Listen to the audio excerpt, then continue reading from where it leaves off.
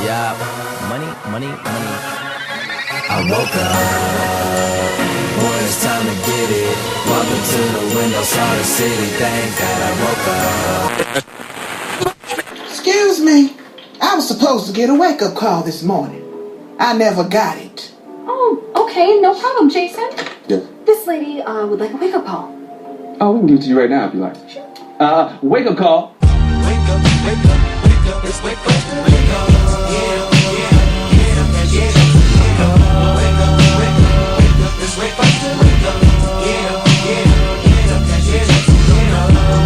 Wake me up. And we're live. Stay Woke Podcast. Say what? Squad up. Was good. I feel like we've been on for a long time. I mean, I know it's only been 2 weeks, but that's just too long, man. I just enjoy doing these things, so. Hell yeah. You know, as you know. I mean, I can't tell. Half the time we don't do it because you don't show up. Like, Yeah, but you know, things be happening out in this world. You dig? Don't mean I don't miss it. You feel me?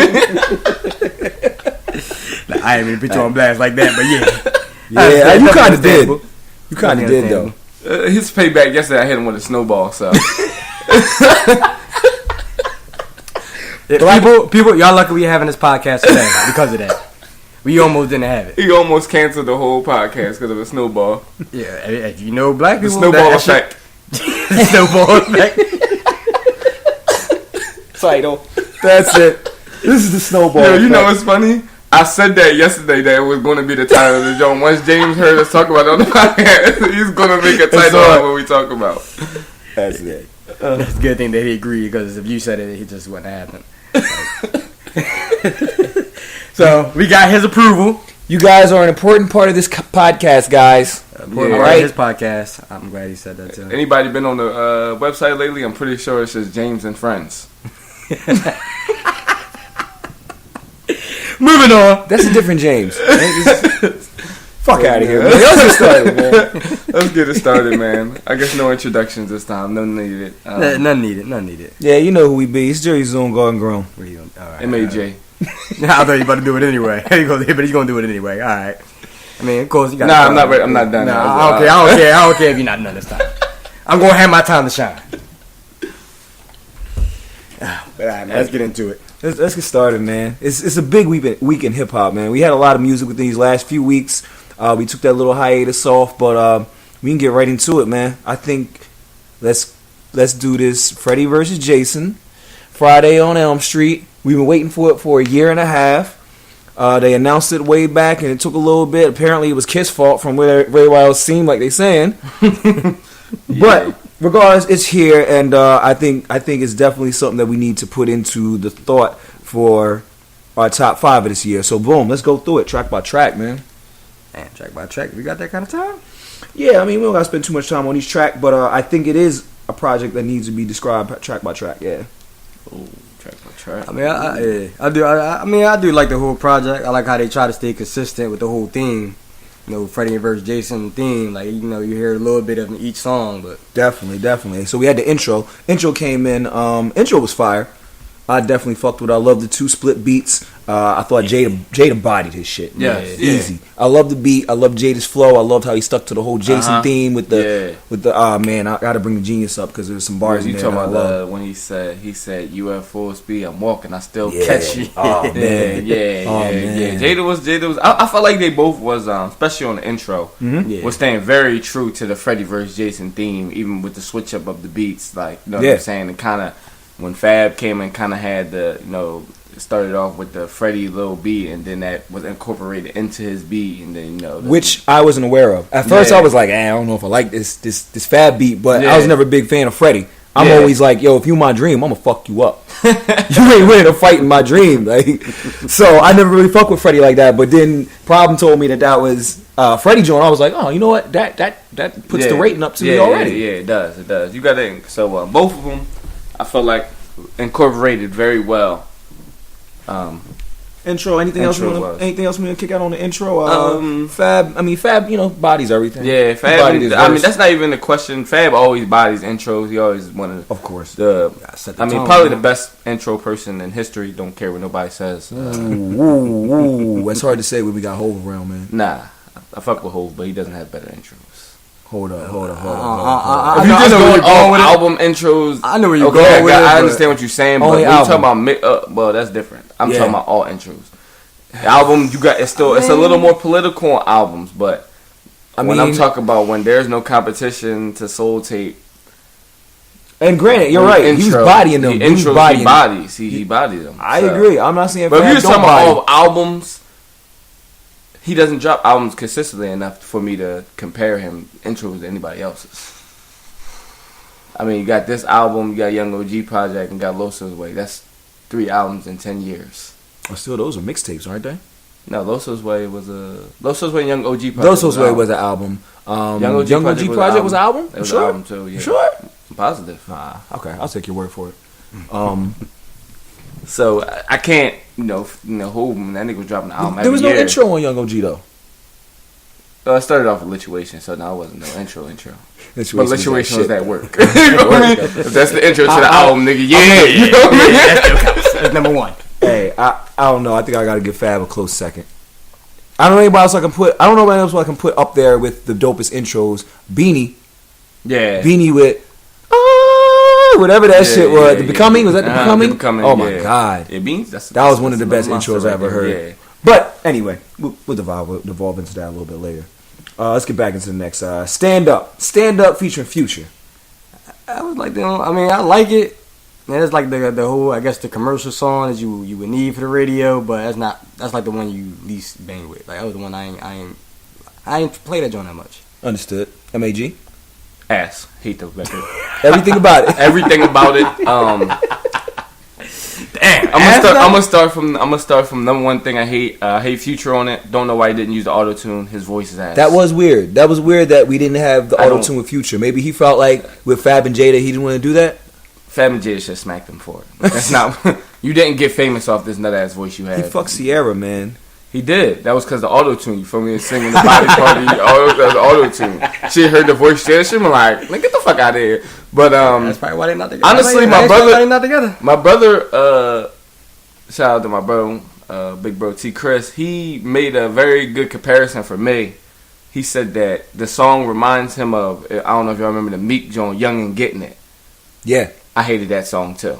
Yeah, I don't like that auto tune type of thing when they don't really need to do it. You know what I'm saying? Like maybe that's the approach that he was trying to go for. Fucks that. He just said you don't like the auto tune when they don't need to do it. They don't need to. Like Fab and Jada don't. Really I don't really like the song. I don't really like. I mean, of course they barred it up. That's not the question. You know what I'm saying? They barred it up. But as far I didn't really like the beat. You know what I'm saying? I'm being objective, but I'm not doing it. I'm not saying I don't like it because I think Fab and Jada could do better. Yeah. I don't like it because I don't care if it was fucking Kendrick and J. Cole. I don't like the beat. I don't like the way Future does the hook. So I don't like the song. They gonna bar it up. That's like any time. I don't care if it was Jay-Z and Nas, fucking Big and Pac, and they hate these. You do a song where the beat isn't really like the beat is like the beat was so and the hook wasn't good. Like, well, I feel like you could just left Future off the hook, and it probably would have been better. I can't make you that see, argument. and he's such a prolific hook person. Yeah, but I really think it's because of the auto tune. I think you can do it directly back to the auto tune. He just sounds weird. I can agree with that. I thought that's the first thing I noticed, that there was no auto tune on his voice, and the second thing I noticed was that he said, "Get more money than the nigga graduated college." Fuck out of here. I know way too many niggas that graduated college and is hustling. Yeah. Yeah, I mean, like, I don't know. That's still kind of tough to say. I know people that graduated from college that just work a regular job. Exactly. That's why I'm just like, that's why I'm like, no, you get more money than graduated college. No, nigga, you might not be getting a good amount of money. Yeah, that's not a good comparison. It is a bad comparison because I don't think any like of the main billionaires really graduated from college. Oh fuck, like, none of them do. So. The American dream is a nightmare. Yeah, you know what I mean. You know what? This was tough for me because it's the first track we heard before the album. So, you know, being that it was Fab and Jada, I was bumping it regardless. Yeah. But by the time the album comes around, I don't want to hear it anymore. Yeah. You know what I mean? Mm-hmm. I heard it enough. I would have been cool with Rapture being on here instead of this. I'm surprised I'm not on there. Yeah, that was a good point. I wanted Rapture on there, but we'll get to that later. Like I said, don't want to spend too much time on this. Regardless, that's probably second to lowest track on the CD? Yeah. Or lowest? Okay. Let me see. Next, theme music featuring Swiss. The beat by Swiss. No hook needed. The beat, man. Swiss. I mean, I can't even say it was original. Because it definitely, I think it actually kind of sounded like it was off of American Gangster. It was Marvin Gaye. It was a Marvin Gaye song. yeah, Marvin Gaye. Throwback. So, I mean, even so, it was still good, and it flowed well with the song. Oh yeah. I really like the song. Of course, you know what Swiss do with the beats. So yeah, it was a really good song. I really liked that song. It was a good one. Yeah, actually, I can't remember the like you said, between that, I can't remember what the other second to lowest as far as disliking like song was on there. I can't remember the name of it. Like I know it was that. What was the other one that on? Let me see the list. Big look. So you said stand up. I did enjoy theme music. Theme music was fire. Yeah. Once again, no hook needed. The bars they started off with the wordplay, how they flipped the first two, and Fab and Jada did it. I thought that was amazing. Yeah. I thought that was amazing just how they played off of each other. I like the little like pause they had before the next person came out. Like it was like a little like fading away of their voice, and then the next person coming in. You know what I'm saying? That was dope too. I really liked it. I really enjoyed it. It was a little, because we've heard Jada and Styles go back to back. Mm-hmm. It was good to hear Fab and Styles go back to back. And like you said, it wasn't the normal, we're integrating bars. It was just kind of, throw 4 bars, boom, I'm throwing 4 bars. Yeah. But it was such high level. This is high level rap here, so you can love it. You can deal with it. My next track, which is my favorite track, personally, one of my favorite tracks, Ground Up. Okay. Yeah. Ground up. Chopper leave a body looking ground up. Oh, please stop. You know me. I'm a nigga that likes complex hooks. And when the hook came on at first, the voice was a little odd. I know that voice too. I can't place the voice. I've heard this nigga before. Whoever it is doing the hook. Play the hook. You should play the hook. I don't think we have it connected. And we actually got taken down on YouTube. They took us down on YouTube because we had Walk on Water and we had Sci Hi the Prince. Fuck YouTube. They took us down last week, so you just now sharing this with us? I ain't even know. I ain't know neither. I mean, it kept us up everywhere else, so fuck it. I mean, I guess our YouTube viewership went from 0 to 0. Very true. But I love Ground Up. I think that was Fab's best verse on this album. Okay. I say that lightly because he bodied a lot of shit. He did. He bodied a lot of shit. I can't even make that determination yet. I mean, he you know what? He kept the whole. I think he had a whole fire. He had something with fire. He had a fire theme throughout at least 8 to 10 bars of the verse, which was amazing. Jada, needless to say, Jada's always Jada. Yeah. I actually think I like the John Principles. Crack. You gotta get to it. And then you can say it's your favorite track. Like, dang, can we go check my track in here? Fuck. Oh, my bad. Am I jumping the gun for you? Yeah. Jumping the gun? Alright. We can go back to it. Yeah, so let's just continue on this as he talked about the Ground Up hook, which is really good. So let me play that for the people out there. And you better be careful in my town. Yeah. You know I'm the man with my crown. Yeah. My goons pull your skirt and fuck a clown. Yeah. We built this empire from the ground up. Yeah. Ground up. Ground up. Chopper leave a body looking ground up.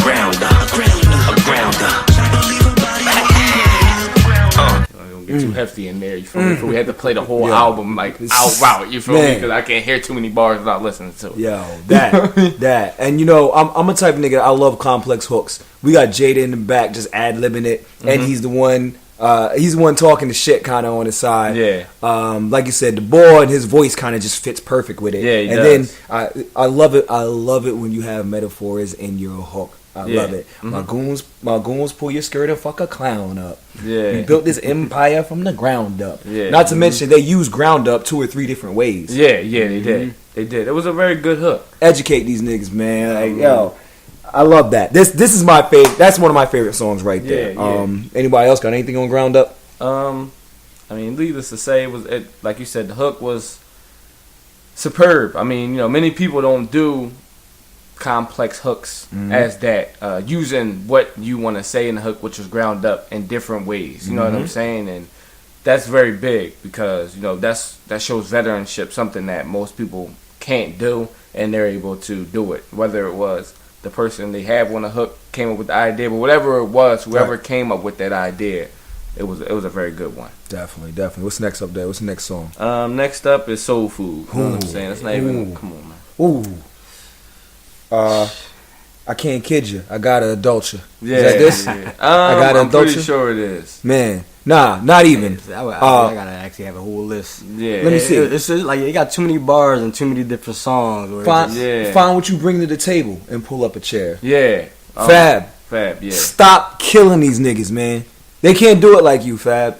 Man, that bar right there, to end that verse off of that bar, lyrical excellence, man. Fab, that guy. Jada's verse, as always, Jada kills everything. Fab. Yeah. That was this is my favorite track on here. Yeah. Soul Food. Yeah, Soul Food's my favorite track on here too. Actually, just what they talked about, which is that's very big to me now. Saying more with your words than just the normal and more mature shit. Yeah, more mature shit. But just knowing that the main thing about it's not even really about it's about maturing, but it's about understanding your platform.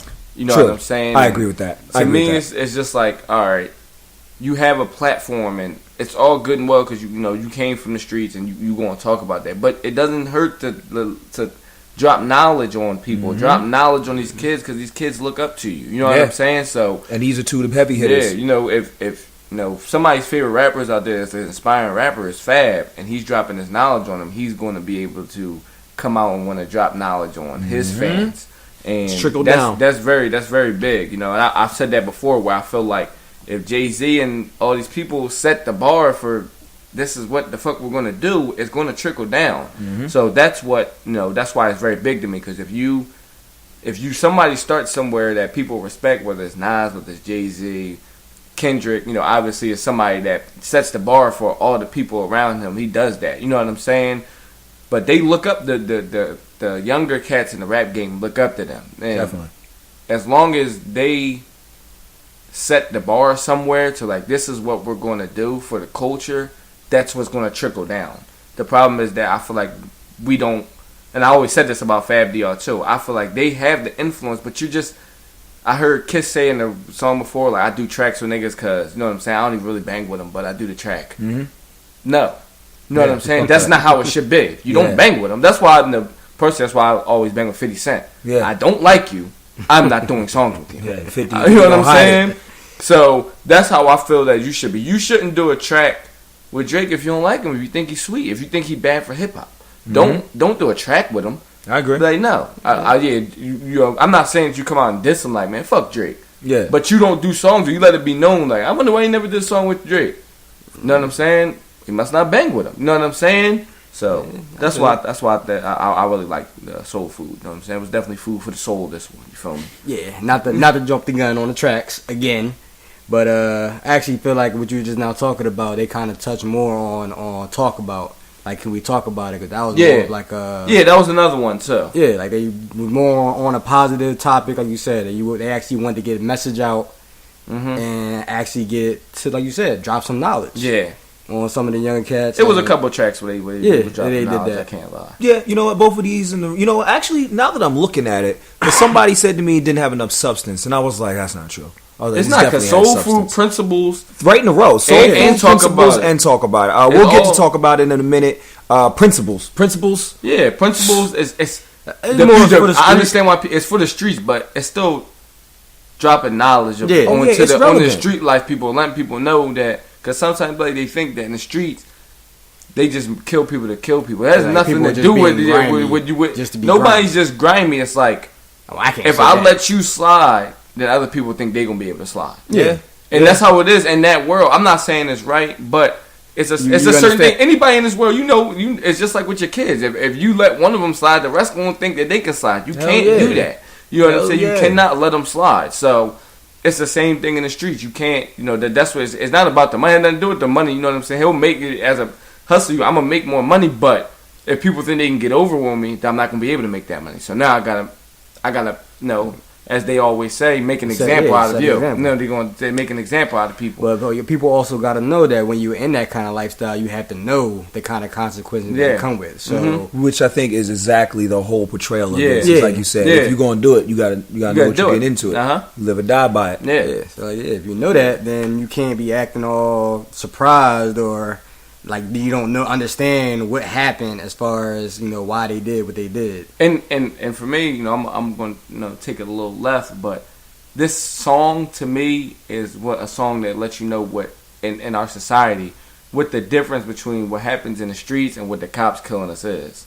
Oh yeah, it's two different things. In general, this is something you getting into. This is this world. A cop killing us is not something that should happen. You know what I'm saying? But this world. This the world we choose to live in. When people die in this world, this the world you chose to live in. Live by the gun, die by the gun. Old West. This the old West when you live in the streets. When you live in that street life, want to be moving, all that kind of stuff. It's the old West. You know what I'm saying? The Wild Wild West. It just is what it is.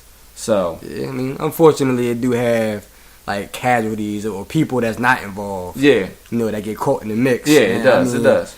I think sometimes when people talk about it, they might be referring to that. I mean, that is kind of like unfortunate, but like you said, it's not something that was intentionally done. Yeah. So, like you said, as far as with the cops, that incident is something completely different. Yeah. That's almost like we just being targeted on purpose. Yeah, we just being targeted on purpose. If everything went smooth, nobody would die in the streets. Like, if you didn't try to run off on the connect, run off on your plug, he ain't gonna come after you. That's you making that choice. We not running off on the cops. We not, you know what I'm saying? Do none of that. Who the fuck made running off on the plug popular? Like niggas is saying that shit all the time now. Yeah, I'm like, yo, who the fuck running off on they plugs? Niggas is tripping. Like not even, like biting the hand that feeds you. That's the whole concept of that come from. And I'm not, and I ain't even going bang like I used to be a kingpin and shit. But you know what I mean? I did my dirt. Like you said, how the fuck you bite the hand that feeds you? Yeah. Like yo, that nigga is my nigga to this day. You know what I mean? Yeah. Like that nigga call me right now and I'm at his crib. Especially because a lot of the times like people understand like the plug be fronting people, so they giving you free money. You try to run off on them. They putting faith in you. They putting faith in you. Running off on me. You know what I'm saying? You deserve to get plugged. Yeah, you deserve to get shot. Like, and I always ask people, if somebody run off on you for a couple $100,000, what you gonna do? You gonna be that's cool. I guess I gotta take that loss. Yeah, take that loss. That's not something you gonna do. Like that ain't little money, nigga. Yeah, it ain't little money. So that's why things happen. It's just more of these fuck niggas, man. These young fuck niggas is cool with all this fuck shit. Wearing dresses, running off on plugs, getting leaned up. But that's some people look at it. They look at it as free money, and they can get away with it. So, you said, man, life lessons. Yeah. I had to let the hook of principles grow on me, but with that said, after my third time listening to it, I had to say to myself, this is not a song where I need the hook to be good. Yeah. I don't care. And it's not that it's bad. It just had to grow on me. It had to grow on me the third time I listened to it, I was like, I love it. You know what I mean? I just didn't like the way it sounded at first. Okay. But shit was weird. I didn't like the way it sounded at first, but it grew on me. It was dope. And right into that, let's get to talk about it. Tiana Taylor. Once again, hook had to grow on me. I didn't like the way Tiana was riding it at first. I think about Tiana riding it a lot. I didn't like the way she was riding it at first. Are we talking about the hook? Huh? What hook? Huh? Yeah. I'm sorry, man. Ever since she did that dance, my life been changed. Yeah. I love that girl.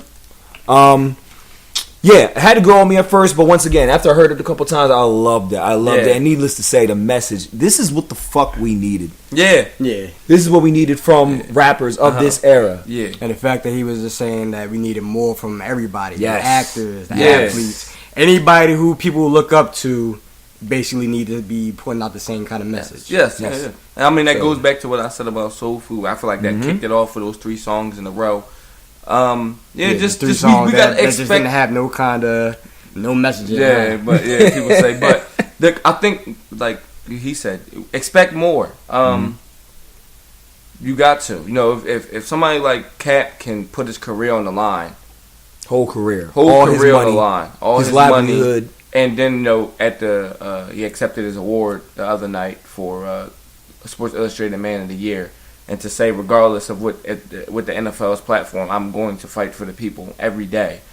That's very big, man. Shit. People, he's putting his career, his family's livelihood, all these kind of things on the line. You know, donating his own money to help people, and you know, there's some people that can't even you can't speak out about it, can't say nothing. I'm not saying to be as drastic as he was, and not doing what people your superior, whoever you get your money from, tells you to do. But speaking out about it, even if you take it back, it's out there. You know what I'm saying? They know your feelings on it. Usually, when I see an apology, it's because you doing it for another reason. It's not a sincere apology to me most of the time. Exactly. I don't think any of the time I've ever seen anybody have a sincere apology. Yeah, it's very few of them. Yeah, it's very few sincere apologies going on as well. No, I don't. Most people's not going to take. He just apologizing because that's what you got to do for whatever endorsements, whatever it is. But get it out there so that, like I said once again, that the trickle down effect can happen. You know what I'm saying? And to me, like I said, Jay-Z, nobody's telling him what to do no more. Nobody's telling Jay-Z what to do. You tell the people what to do. So you can do what you want to do. You speak about it a little bit, but I would love for somebody, Jay-Z or Diddy or, somebody of that kind of stature to run behind Kaepernick. Like, no, this is right. I don't care. I'm with Kaepernick. I'm going to pick Kaepernick. I'm going to pick Kaepernick to do all this kind of stuff. Hey, like you said, if all the black people in the NFL said, yo, we not playing, what the fuck would they do?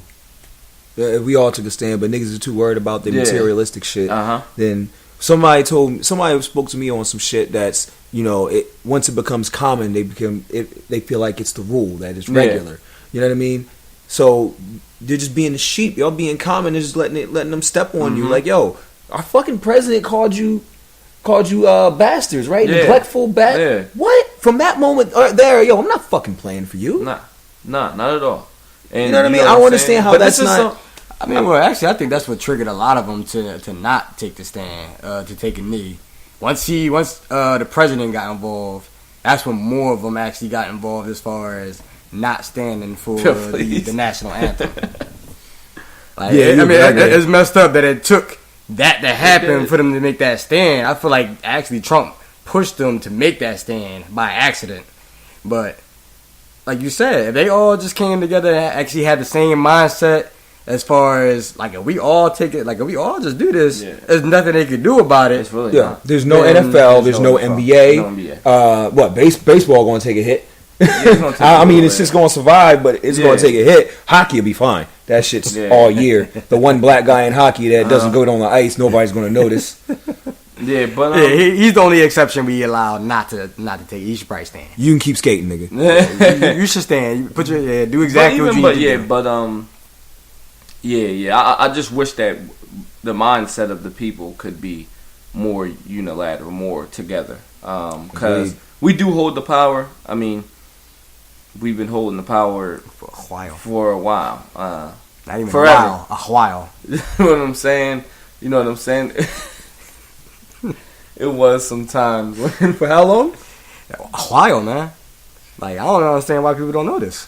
I don't understand it neither. The sad thing, like, I actually, not even to get off of this, this album, not even to get on Side High, but just the whole song we were listening to as far as New Africa, everything he was talking about on that, kind of reflects on what we're talking. Like, if they all like kind of actually came together with that same idea that he had, like, that would be crazy. It would be beautiful. Actually, it would be. I don't know how many people will actually. I'm actually curious to see how many people will follow that. And the reason that Sahai said it is not even about the bigger people doing it, because 70% of consumerism is black, bro. Yeah. So we actually control, and that's what I be trying to say about our power. We actually control everything. That's what the reason he said he added in there. We'll see what happens. You'll see what happens when you bite the hand that feeds you. Yeah. Like, if we all left, like, America wouldn't be America. Yeah. Like, it just wouldn't be because the same. The main thing that a lot of the other cultures, Jewish, and they keep it in their circle and black people don't, and we're the ones that still buy from them. Right. So it would actually make them fold because Jewish buys Jewish, Asian buys Asian. So once we leave, that's all the rich white people would just not be rich. Yeah. So that's what. Oh yeah, I would love to see what would happen to the economy if that shit could happen. Yeah, and like you I said, would love it. I would love to see it. I know it. I know it's not going to come. But like I said, even and I know it's never going to be that drastic, but I just want people to be like, all right, we're not going to buy from one store. Black people don't buy from one store. That's and more see realistic. the effect that it has on that one store. That would be interesting. That's so small. It's minuscule. To say we're not shopping at Walmart no more. It's minuscule to say. Now, somebody proposed this to me, and I thought it was an interesting thought. Very similar to the New Africa thing. Somebody said, what if we just need to be separated for a little bit? What if, look, y'all stay over on this side, we stay over on this side. We get to learning each other, and then maybe later on in the future we can get back and mingle together and, you know what I mean, all be one. But do we just need to separate each other and just, black people live with black people, white people live with white people? That would be a great idea, but I actually would be scared of the fact that they would try to assassinate us down that they have us all in one spot. Just drop a bomb on Just drop a bomb. Blow, just turn the whole state into a lake. Mm-hmm. All it takes is that one. I mean, they're all going to be on one side now. Like, if they're mostly racist, then yeah, I could see that happening. All it takes is that one Trump.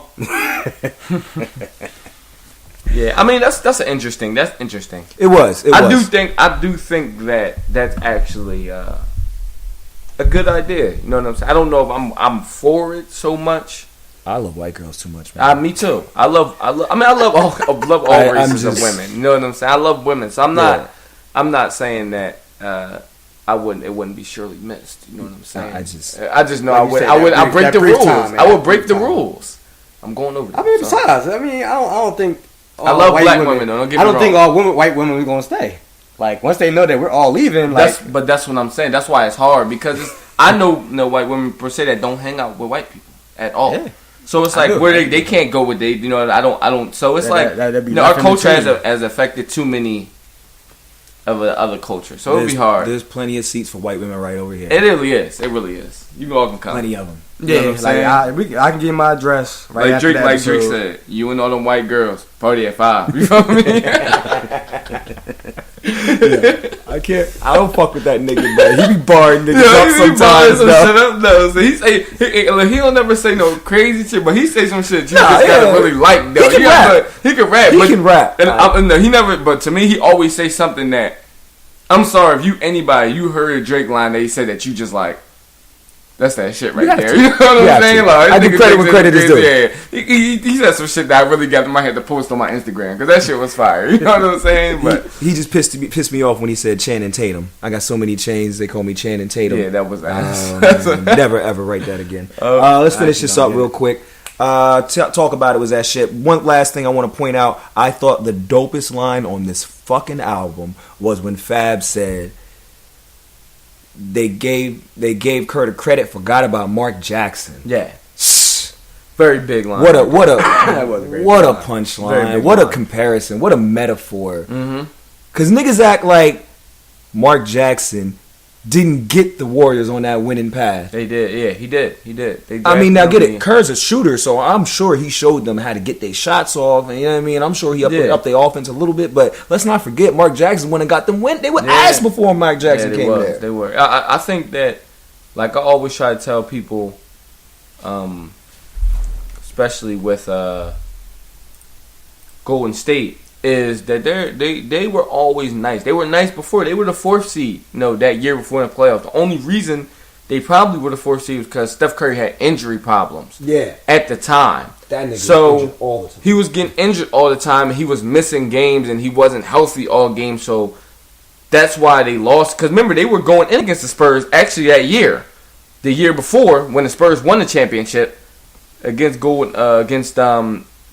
Miami Heat. Right. They were going at him, but Steph Curry was hurt. He had ankle injuries. So, to me, that's it's very big that Mark Jackson already had them on that path. Already had him and Klay Thompson on the path that they're on. They were going to be. I'm not saying that Steve Kerr didn't propel Steph Curry to the MVP level, but he was a star. And Clay. Clay and Dre. Did Draymond Green start? Nah, Draymond Green. Now I give Kerr the biggest credit to Draymond Green. Yeah, okay. Draymond Green wasn't a baller before Kerr came on there, Right, and Draymond Green turned into a bona fide good player.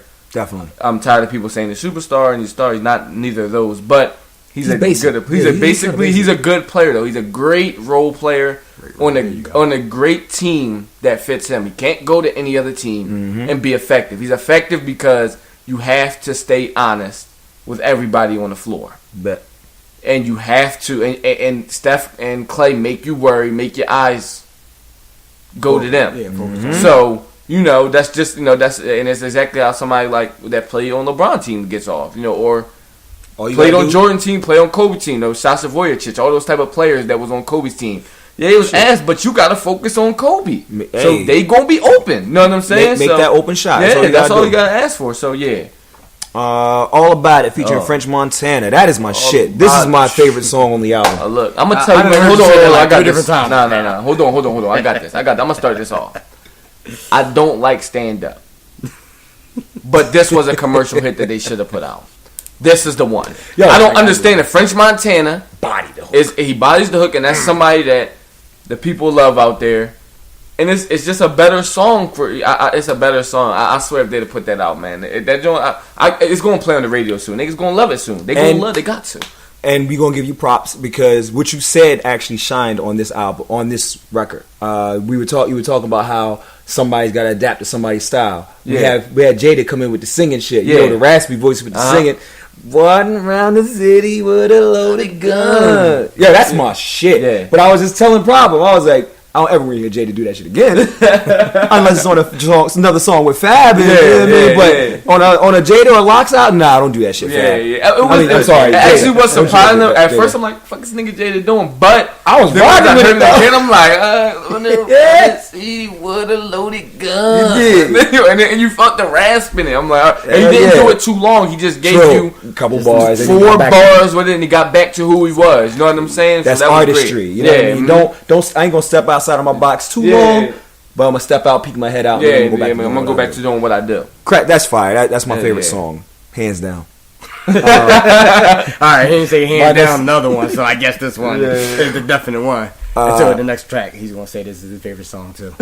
I Pray, featuring Swiss, another Swiss beat. Beat is fire. I hate the hook. I hate Swiss Beats hooks. Most of the time, I feel like when Swiss Beats gives you a beat, he got to give you the hook. He does. Like, it comes with it. He demands it. It's bullshit sometimes and you know what? I don't hate the whole hook. I like the beginning. Now lay me down to sleep, pray the Lord.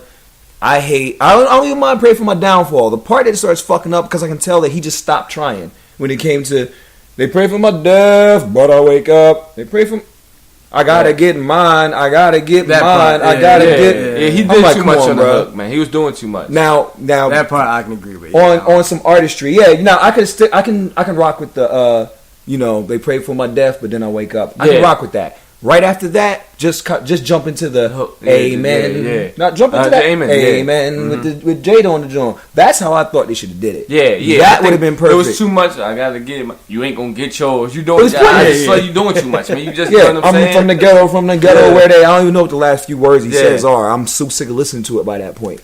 But regardless, I still love the song. Yeah, still love the song. I just because of the bars. I mean, I like the beginning of the hook. I just hate, like I said, it drags. Yeah, the hook drags the bar, but it's a great beat though. Beat is great. No, I mean obviously, beat is fire. No, Swiss does. Yeah, beat is fire. I think that it just dragged too long. I'm not really somebody that hates a lot of Swiss beats hooks too much, but this one dragged. I thought usually this is probably the worst Swiss beats that I've ever heard. I think it's up and there. It's usually. Cause usually, even like started up when he had the joint with Lloyd Banks, Kanye West on him. You know what I'm saying? That was a good hook. Then even the one remember the Eve joint. What y'all niggas want? What you want? Shit, that was Swiss. Swiss. It was Rough Rider shit. Yeah. You know what I'm saying? He always got good hooks, but I gotta give him sometimes he drags it out. And this one was one where I really felt he really dragged it out. Yes. Like, you know what I'm saying? Been around. He ain't do nothing like, cause to me, I felt like this was his song. And he kind of just passed it off to and him. And then he was like, you know what? And maybe like Fab, and they was in the studio doing the first song. He played him the song, and he was like, yo, Fab, he was like, you might as well, let's get up on this thing. But I really felt like Swiss Beats made this song for him. But after Fab and Jada bars, no he Swiss. Was just like, he was I don't know. He's Swiss. He knows when he obviously him and X came on, so he knows that. All right, I'm not nice, so I'm just gonna whatever. But it just seems like a song where he was going to try to talk his shit on it, and then Fab and Jada, talk their shit on it, and he was like, I don't. I didn't even really have that much to talk about in this record. We gonna cut my verse, put it on your album. How about that? You know what I'm saying? Let it get a little money off it. Yeah. Next was Ice Pick. I learned a little bit about this song watching the interview. Apparently, Ice Pick was somebody close to them that passed away. And he made the beat. So Jada just decided to body it, just in memory of him. Said he'd probably do a dedication song a little bit later. But either way, I love it when we have a joint album, but we still get a single from each of them. Yeah, I love that. So I enjoyed this. Styles on the hook. It was nothing really about Ice Pick. It was just body it. Pure rap. That's all it was. Pure rap. But that was that shit. Nightmares by Fab. Nightmares was another one of Fab's insightful songs. A little short, but once again, yeah. Who cares? It's a little single on a joint album. So definitely a fire track. And then there's the remix to Stand Up featuring Future, Yo Gotti, and Jeezy. Fuck out of here. Yeah, I was gonna say you didn't have to say fuck out of here. No, my niggas, I love this album, and we're going to get to where we rank it next. But do not give me an album with a remix on it and you got the same bars on there. If you're going to give me a remix, give me a different beat, give me some new bars.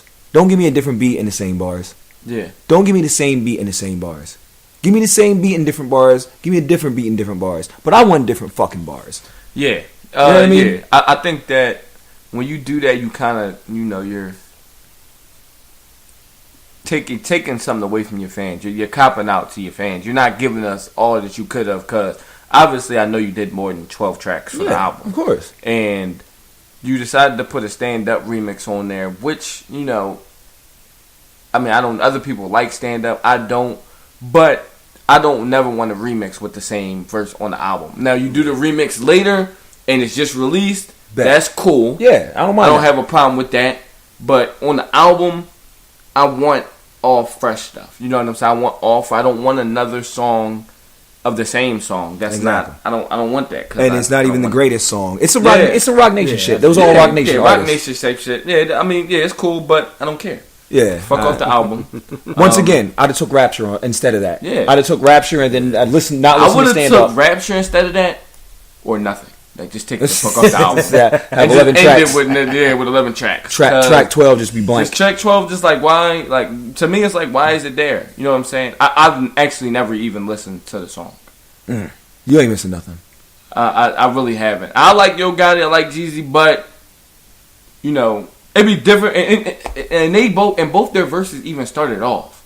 So I feel like I'm listening to Stand Up again. Yeah. So that's why I didn't listen to it. Because I'm listening to it, I'm like, all right, it's the same. Okay, I agree. Next song. I'm going back to the beginning. You know what I'm saying? I'm going back to the intro or next whatever I'm playing in my music catalog. But you started off with saying it just feels like I'm still listening to Stand Up the first time. So why would I go on to listen to y'all 3 or 4 minutes and then get to Jeezy and what's name? Yes. Even if you're going to give me the same verse, start it off with somebody different. And now usually that's how people do it. When they give you the same joint, somebody else starts it off. Gotti or Jeezy should start it off. You know what I'm saying? All right, relax, man. Calm down. I'm sorry, man. It's because it's the stand-up side. I understand. I get it, man. I get it. It's the only thing that knocked this album down. So what do we rate this album? I mean, I'm gonna give it a strong 9. Like I got because it's only 10. I mean, I can't give it a 10 when it got, like you said, that. No. Oh, no. I said we're going out of 10. Usually we do out of 5. That's why. Out of 10. I was going out of 10. Okay. You going out of 10? Okay, that's fine. I was going to give it a strong 9 out of 10. Yeah, like you said, that whole remix and just the stand-up John by itself, like, that took away the 10 for me. Like, I don't have no real complaints about anything else. No, I can agree with that. I'm the same way. I'm going to give it a 9. Yeah. Also, I really love the album, and maybe it's a little my bias speaking because obviously Fab and Jay is one of my favorite artists ever. Yeah, hey, so these legends. You know what I'm saying? So I don't really care how y'all feel about it. It's not a biased thing. It's not. It is dumb nice, but some people might want. I'm just telling you that I don't care if you want to argue with me. I'm never going to change. But yeah, it would be a strong 10 if it wasn't for the stand up and the stand up remix. It really would be for me. Because I really have no complaints about anything else. I tried to have complaints about it. I wanted to, have more criticism of it. Especially because we do this podcast, and I try to stay as open minded as possible and see it from a different angle of somebody else. But every angle I looked at, it was just barred up. So it wasn't nothing that anybody could do about it. Short of maybe 3 albums this year, I like better than it. So that's just me. And that's the next one. I definitely do. I give it a 9 out of 10 too. So where do we rate this as our top 5 albums now? I can honestly say mine has changed now due to this.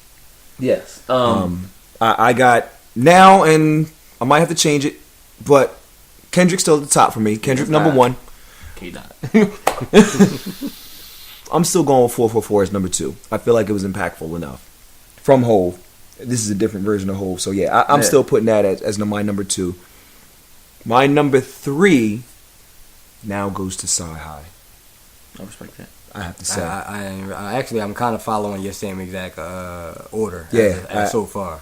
And this is coming off the top right now, and I'm still trying to place because I still got Meek and Ross in here, and Big Sean. But Big Sean, my guy, you are my dude, Big Sean. Yeah, he got bumped off for me. Yeah, you're 6 now. Yeah, hands down, you're 6 honorable mention.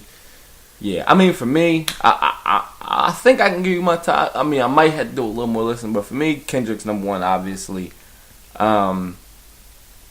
Number 2, I actually had the Dave East album. I really like that album. I can't argue with that. That is a fire album. That's a good honorable mention for me too. Yeah, that might be 6 or 7. That might be 7. I like the Dave East album a lot.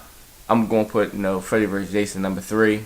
Maybe I ain't listen to Dave East that. Maybe I ain't give it a full solid listen. Cause honestly, I'm gonna go 4. I'm gonna go the Meek album, and 5. I'm going Sahad Prince. For my 5. Right now, off the top of my head, maybe I got to go back and listen to it again. Because everybody's album, it was a lot of good albums. It was a lot of great year for albums. It was. It was a great year for albums. Mine followed off exactly how yours was. It was Kendrick, Jay, Saha, then I got the Fab and Jada. Mm-hmm. I mean, then I had Meek. I agree. Only reason I'm not giving it to Ross instead of Meek is because I feel like Meek progressed. He grew as an artist. Yes, he grew. Ross has always put out good albums, good music. So even with this being the first full Ross album I listen to, I expect this from him. I've always expected good music from Ross. Yeah. So regardless, Ross, dope album. He's still up there. Yeah. But I'm gonna give it to Meek, especially for what he's going through right now, man. He's going through, and like you said, he grew. Definitely did. The album surprised me because I thought it was gonna be the same as the first 2 albums. Albums I didn't really like or care for. Yeah, I could definitely see that. But he surprised me a lot, man. Especially with a lot of his song choices. Things he talked about was very big. You know what I'm saying? So. Yeah, everybody know me. I've been gave up. I'm from Philly. I gave up on Meek a while ago because it just sounds. Everything sounds the same. Like it didn't sound like I was getting anything new from Meek. So for me to actually listen to his album and actually go, like I can actually have that in like a regular rotation. Like that's big for me as far as not really being that much of a Meek Mill fan. So yeah, I gotta give him his credit, man. It's number 5, but it's still top 5. Yeah, it is. Facts. All right, well, yeah, that's our top 5 for the year right now, man. We have one more edition coming. Out. Yeah, we have M coming out on the 15th now. That's official, and we have a track list. I don't even want to see the track list yet. Okay. I was going to show y'all and discuss it, but we'll get to that next show. Yeah, and which will be that'll be right before the album comes out. It's got a lot of R&B artists on there. 1 rapper on there. Okay, Fresher. I don't mind that. Oh yeah, Fresher. I just seen him in concert. Oh yeah, was it dope? Yeah, he was pretty dope. He's alright. Yeah, so we'll get on that next week. Only a couple more things we need to get to before we get out of hip hop. The next As a matter of fact, before M drops, we have Big Sean and Metro have a joint album, which is dropping on Thursday. Oh, okay. Double or Nothing. Now, the interesting thing... Metro Boomin wants some more. As always. The interesting thing about this album is their approach to making it. This was something, they said Metro was in the studio just banging out beats. Big Sean was in there freestyling, writing, and there's not much of a mix down on this album. It's kind of just raw. So that's the kind of sound they're going for. So this is something a little different. It's going to. I don't know how it's going to sound. I fuck with Big Sean. I know he's lyrically. I know he's a lyrical beast. Yeah. I'm not sure how I feel about freestyling going on to an album, but we'll see. I'm not putting it past it. I'm just trying to wait for it and just let it ride out. Anybody else got any opinion on that on freestyling the album? We'll see. I wouldn't recommend. Yeah, I go say I wouldn't recommend it. But I won't recommend it, but I guess we'll see how it goes. If they felt it was good enough to make it into an album, then it must be something that they saw was good. So we'll see. I don't see Big Sean actually just putting out anything. So yeah, I'll have faith. I'll have faith and think and actually say he knows what he's doing and it's gonna come out good. I mean, it's the grapevine. I've heard he's an animal of a freestyler. I've never heard him really, come off the top. But they say he's an animal come off the top. But we'll see. Like you said, I guess this will see if this approach is something that we want to see more of. Do we want to see more people doing? We got to listen to it. No, first. don't. We hear first. I'd never freestyle off the top of my head for somebody for my first. If somebody want to hear me rap, I'm spitting something written. Yeah. I mean, I think it's something that people should do more. I do. As far as the album, or you just talk about it? Just in general. In general, yeah. But I'm telling you, talk about like an album. For a whole album. I mean, now I'm thinking about it. I think it's very creative. Actually, it is. It's definitely creative. I don't know if it's going to be good, but it's something different. Mm-hmm. It's something that, if it is good, it's going to have a profound impact. Yep.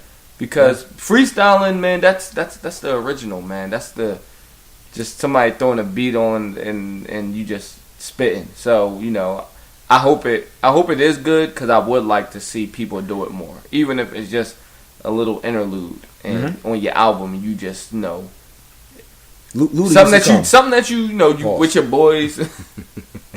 Something that you would like you remember being in studio with your boys. You just y'all just rapping. Just throw this freestyling. You know what I'm saying? Want to do like a track like that, like one little track or something on the album, then cool. Yeah. But I don't want to inspire a lot of rappers, especially not in this day and age. Who I don't think rappers. Yeah, and I think don't even sound good the writing it down. Have some. They are. I ain't trying to have an O'Malley Sway Room freestyle in there. They ain't if they are freestyling, I need them to stop immediately. Like, I don't want to continue to do this.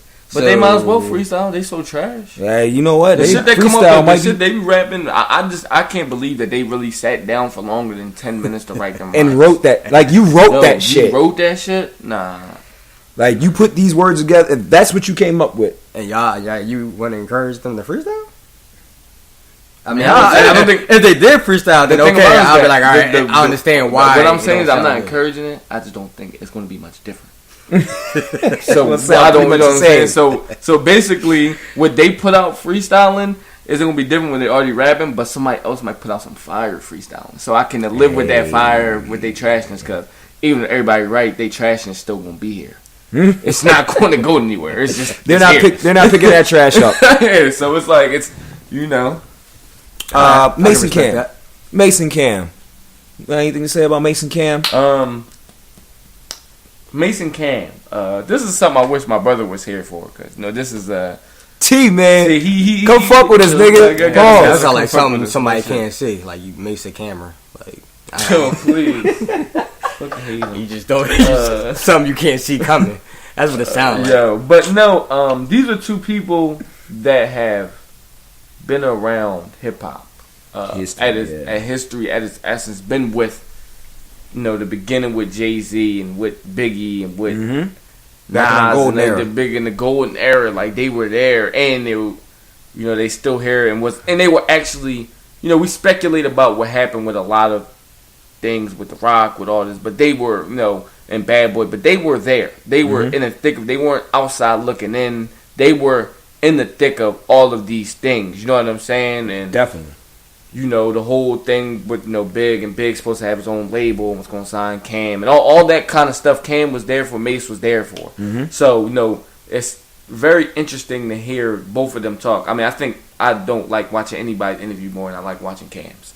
Yo, Cam is the most ignorant nigga. He's so ignorant, and when you listen to him, you like, okay, I know what he's saying is real because he's just not real. making nothing up. So that's why it was interesting to hear the Oracle, which you let me hear the Mace track where Mace was, you know, trying to rip his head off, and he was. You know what? I was actually surprised at how lyrical Mace still is. Yes. I forgot. Whatever it is, Mace had it. He had it, and he has it. Yeah. I mean, like I always say, people always try to disrespect Mace later on, but Mace used to kill shit. You know what I'm saying? Like, you go back and not even listen to his album. We'll just talk about features. Obviously, people love his verse on What's Name more than Biggie's verse on the Only You one, remix. Oh my god! And so if you he lyrically sparred with Biggie on that track, killed the niggas that started something with DMX with the spitters, with the spitters on there. The Remember flow, just the flow. That's DMX Prime, Jada Kiss Prime, Styles P Prime, and you know he bodied that shit.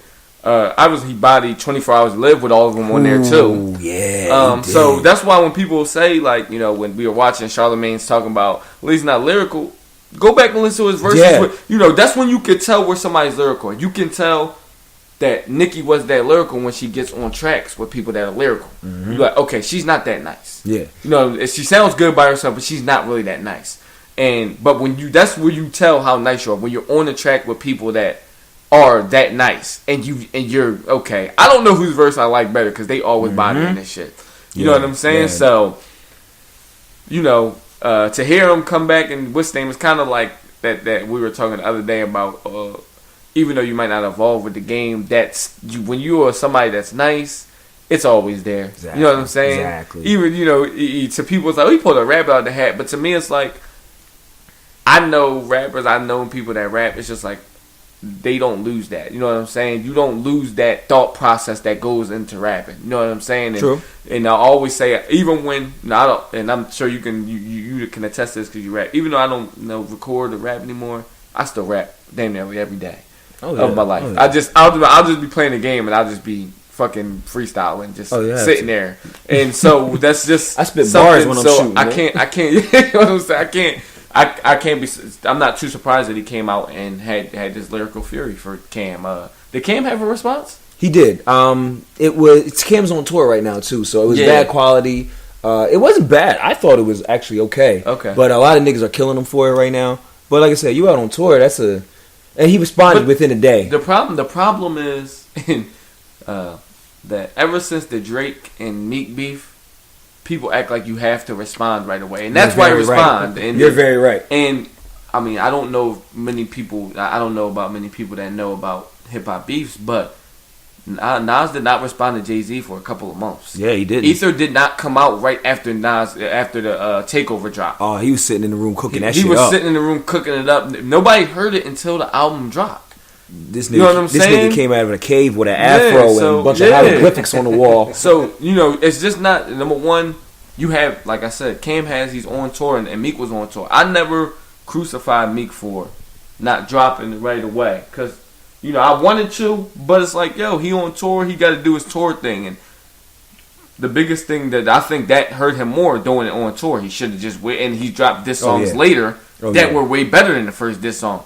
He had time to cook. At the time, you don't have time. I'm on tour. I'm trying to live. I'm trying to have fun with my girl. All that kind of stuff. He should have been like, look, I'm going to get to that when I get to that. I'm not worried about Drake. You know what I'm saying? Exactly. I think he was too worried about whether it's a world tour. yeah. You know, whether it's a world tour or my girl tour, I'm on tour. You know what I'm saying? And I'm making millions. So I'm not worried about what Drake talking about. You know, I always said this to people. If I was Meek, I would have never responded to Drake. He a bitch. It wasn't that tough. It was a dope song. Yeah, it wasn't that tough. This song wasn't that tough. Yeah, this song wasn't crazy. Body Meek. What did he really say? I think it was just the pressure. Thanks to shout out to my boss bitches, wife and niggas. Yeah, that was probably his toughest line. I'm like, okay, that's cool. That's it. That's cool. I'll fuck you up though, Drake. But Meek's been successful before he got with Nicki, so it didn't, those lines didn't matter to me. You know, she's the bigger artist, yeah. But okay, if you're gonna say that about anybody she gets with, no, she has to get with somebody. So basically, you know what I'm saying? You know, I'm not. As long as Meek's doing his thing, Meek out here doing his thing. He do his thing. So all right, but that holds no what's the name to me. So that's why I didn't think he needed to respond. Me personally, I would have just smacked Drake. That would have been my response. You know what I'm saying? Drake dissed me, I smacked him, he a bitch. Light skin niggas bruise, man. You know what I'm saying? I'm not giving people ideas. It's not like that. Speaking of Nicki, it's a couple weeks old now though. But did you see the Nicki when she was having a threesome with herself? What? I seen the picture on Facebook. Yeah, she did a magazine cover where she was having a threesome with herself. Like she's getting ready to lick her own pussy and she's getting ready to lick her own. It's you know what? You know what's pissing me off? And you know me, I'm the horniest nigga on the planet, so I love all this shit. Yeah. I want to see as many Nicki titties as I can. Yeah. However many titties she got, I want to see them all. But I feel like she's trying to use the fact that she looks better than her competition to win this. Yeah. You know, like, she started doing that. She put out some weird video on Instagram where she's kissing a mannequin where it's her, though. Yeah. You know what I mean? She was feeding into this whole menage thing. And I'm like, yo, come on, man. Put out some music. Yeah. Don't sit here and flaunt your ass around. Don't sit here and start trying to be all over-sexualized. Put some fucking music out. Put some music out, yeah. I mean, you claim you the queen bitch. Prove that shit. Yeah. I mean, but I think people starting to notice that she can't prove that shit. Oh yeah, they are. I feel like she's taking a different approach. Fucking ridiculous, man. Yeah. All that little shit that they try to pull women from, and now you're gravitating right back towards it. Yeah, But whatever. I mean, well, they do that. I mean, I can't say they do that to themselves, but they do it to themselves. Gentlemen, we doing a bar breakdown, or have we going too far into this today? Yeah, I think we should probably move forward. Yeah, we talked a lot about hip hop. Yeah, no bar breakdown for the day. Cool. Let's keep it moving. The main thing, let's hit up this news, and the main thing I want to talk about in news is this ridiculous shit going on in Libya. Have we heard about this, gentlemen? Yes. I haven't read too much into it, but I know the little premise about the slave trading. Yeah, I definitely just watched a couple videos on it and did some research before I got in here. So apparently what's going on, number one, over in Libya, the government apparently doesn't rule everything. Okay. There is militias and there are outstanding, you know, kind of with that shit we were saying the other day, without the government, what would happen? Yeah. This militia is there, so they kind of run shit. So what's happening is these people from Nigeria and places out in that area, you know, they have cell phones. They get these cell phones and they can contact people to get on a boat and get smuggled across into Europe. Okay. They want to go to Europe and just live a better life because it's poverty out there. Yeah. When these motherfuckers before they can even get over to Europe, these motherfuckers take them, kidnap them basically. You steal them, throw them in a warehouse somewhere over there in Libya.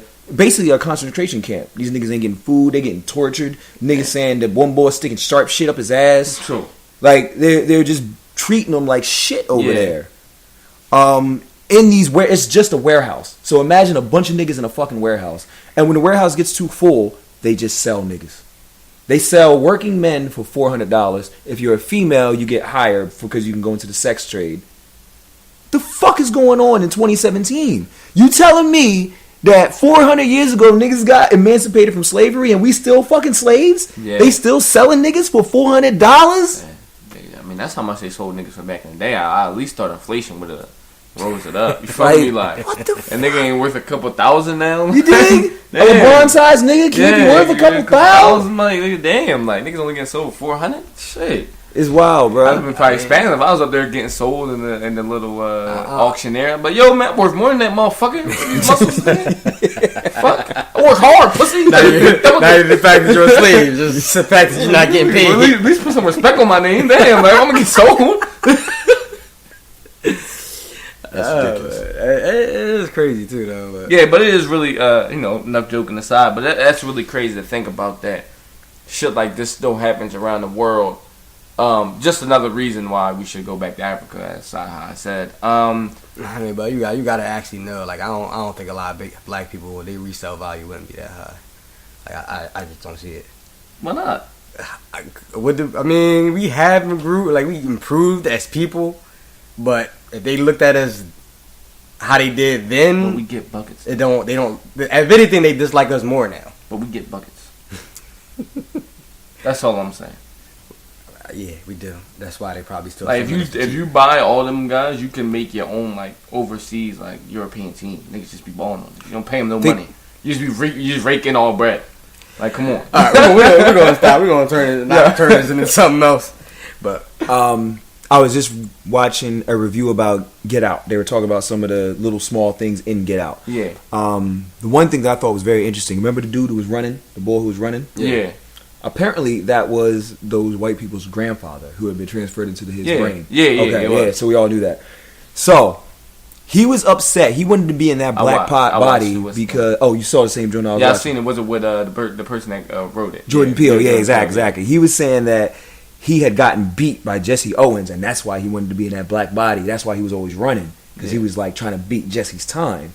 Which was some shit that I ain't know nothing about. But that was fire. That was a nice little part to have input into the movie. But it's the same thing. Like they feel like we're bigger, we're stronger. That's why, you know what I mean? So it's like, how you want $400 for a working nigga? $400. Like, yo, that's just crazy. You know, it's crazy enough to say, yo, an hour of my life is worth $15 or $20. Because I'm working for 12 hours, so 12 hours of my life, this hour of my life is worth $15. Makes me feel like shit. Yeah. Already. So now you're telling me $400 is all I'm worth, period? It's just crazy, man. It's just crazy the whole thing that's going on over there. But what do you do? Like, who's gonna? Do we send people over there to shut these camps down? No, that was actually my other question. Nah, we do not. Yeah. Can you? Like, I mean, it can, but that's just not going to do that. I mean, to me, it's something that we don't need to send our people, because I feel like the reason that America gets a bad name is because we always jumping into people's problems. Yeah. That is their country. Let them run it. But we are a part of the United Nations. And as the United Nations, we need to go to the Libya government and make sure that they have all they need to get things in control in this country. You know what I'm saying? That's not our job to send our people over there to fight the militia and die for their cause. But it is, which I honestly, one of the things I think is that that we should help the way we can, and that if that's sending resources, if that's, fucking we spend fucking trillions of dollars and fucking for guns and shit, send them motherfuckers some guns, send them some fucking rockets and shit, Send them something over there. Send them something that's going to help them get this under control. To me. But these people are in power. I don't know if these people are soldiers though. They got a militia over there. These people aren't governed. Yeah, you know what I mean. The militia run shit. Yeah. They do what the fuck they. That's why. Have you ever seen the show? Fuck is this show called? God damn, I cannot remember what the show is called. I mean, other than the show, I do agree with him though, as far as saying you can't jump in everybody's fight, because that's not going to do that. That's basically going to start a war with a whole other country, and you not even finish a war with a country that you not even saying that we need to do it. I mean, they're trying to get to Europe. I don't know if the Europeans should jump in it. I don't know. I mean, you can't do anything over. Who's going to save them over in Libya or Africa? Does the government do something over there? You said trying to make it over to Europe, as far as like they're trying to enslave people in Europe, or they're trying. The people that are getting enslaved are trying to go. They're trying to get to Europe. They're trying. They get cell phones and they see social media and they see how shit is good over there, and they know it's better than what they going through. Yeah. So they just like, fuck it, I'm gonna just risk everything, and they take these niggas. They call their family. You have to pay them until when you can't pay them no more, they sell you. That's how they doing niggas over there. Like it's fucking amazing that this shit is going on in our world, and who knows how long this shit's been going on. Yeah, we just catching on to it. They had to get some undercover cameras over there to go get on this. It's amazing. It is amazing. And they ain't selling. They selling black people. That's why I'm just like, yo, what? Somebody got to do something. Yeah. I don't know. I know what you, bro. I agree. I don't know who to send over there. Yeah. Where's Zordon at? Do we got Power Rangers? Sure, please, yeah. Get Ben Affleck and Henry Cavill. Don't get the Justice Let League. them put on the costumes and go to fuck. I don't care. Did you see Justice League? Don't get the Justice League to do it. I don't even want them to do it. Damn. Movie was that bad? Did you want him to save black people? It wasn't that bad. He's lying. I know, but are we gonna talk about the day? Yes, I think we should. I just like it that. I mean, I'm glad that somebody. I didn't see it. I didn't see it though. I'm glad somebody here seen it. We won't spoil it, but we'll just give our opinions on it. I don't mind doing that because I do need that. I need to know why you don't dislike it. I didn't say I didn't dislike it. That's not what I said. All right, I misinterpreted. I'm going to explain myself in a little bit, but yeah. As far as that goes, it's just really crazy in this world that things just happen under people's noses. We sit in this world, and people always say, "Oh no, it's not like it was in the 1800s," but shit really hasn't changed that much. We're still slaves. People still getting enslaved, and not even just black people, but I'm sure that there's probably people in other, Pakistan that get this same slave trades happening. You know what I'm saying? And you're probably right. All these different countries. So I even though I always try to, I'm always for the culture, always for the black, but in this world in general, there's a lot of shit that happens that shouldn't. And you have to be aware of it, and you have to be, open and susceptible to understanding that everything isn't black and white. There's a big gray area. Gigantic. It's gigantic. It's black, it's small, the white is small, and then everything else is just fucking gray. You know what I'm saying? 0 to 10% is black, 90 to 100% is white, and then everything else in that fucking middle part is just gray. So, I hope that we can come up with a solution, something that I don't know. I really don't know, but it just disgusts me. Yeah, it's horrible. It's horrible, and I don't really know what it kind of leaves you speechless. So, it feels like we're still slaves. It's crazy. It's definitely on some other shit. But much respect, much love to everybody out there. Hopefully, y'all can get up out of that situation. I don't know how, because I don't see them coming to get no black people. Yeah. That's really the unfortunate truth. I mean, but that's touching on what he said, it's not really just about black. He's just saying in general. True. Not even just our race. It's all that going on in different cultures, different races, and That's it shouldn't true. happen in general. Like, I know you're upset because it's, like you said, it's our culture. Yeah, it's our culture, and why do things always happen to our culture? But it's still so much still going on. Even like you said, like the sex trade, like that shit is real. Like, it really happens. Like, that's unfair for the women that goes through that from different cultures and stuff like that. So, just what goes on in the world is crazy. Yeah. And as much as we would love all of that to go away, and for America to fix all those problems, they can't. They're not. Yeah. And as I far as the wouldn't solution, suggest going to I have America no over there idea. because we have problems here. True. We That's aren't perfect here, so there's no reason. Yeah, as much as I would What's the love going all that to be basically taken care of, like it's nobody there to do it. I agree. Half of the countries that do it, like there's other ones that want to do it or are doing it with them. So, You're right. You're definitely right. Yeah. Another news story I just wanted to bring some attention to because I thought it's great. This speaks to what you always talk about on this podcast. I think niggas is listening. Some black students in Haywood High School, Brownsville, Tennessee, held an organized protest Monday, December 4th, after school social media threats to string a nigger up made its way around the school. So all these black people got out front of the school and protested this. Just like you said, we have power. We do have power. And especially it's power in numbers. Yeah. All these black people just got together and said, yo, you're not going to say that. Yeah.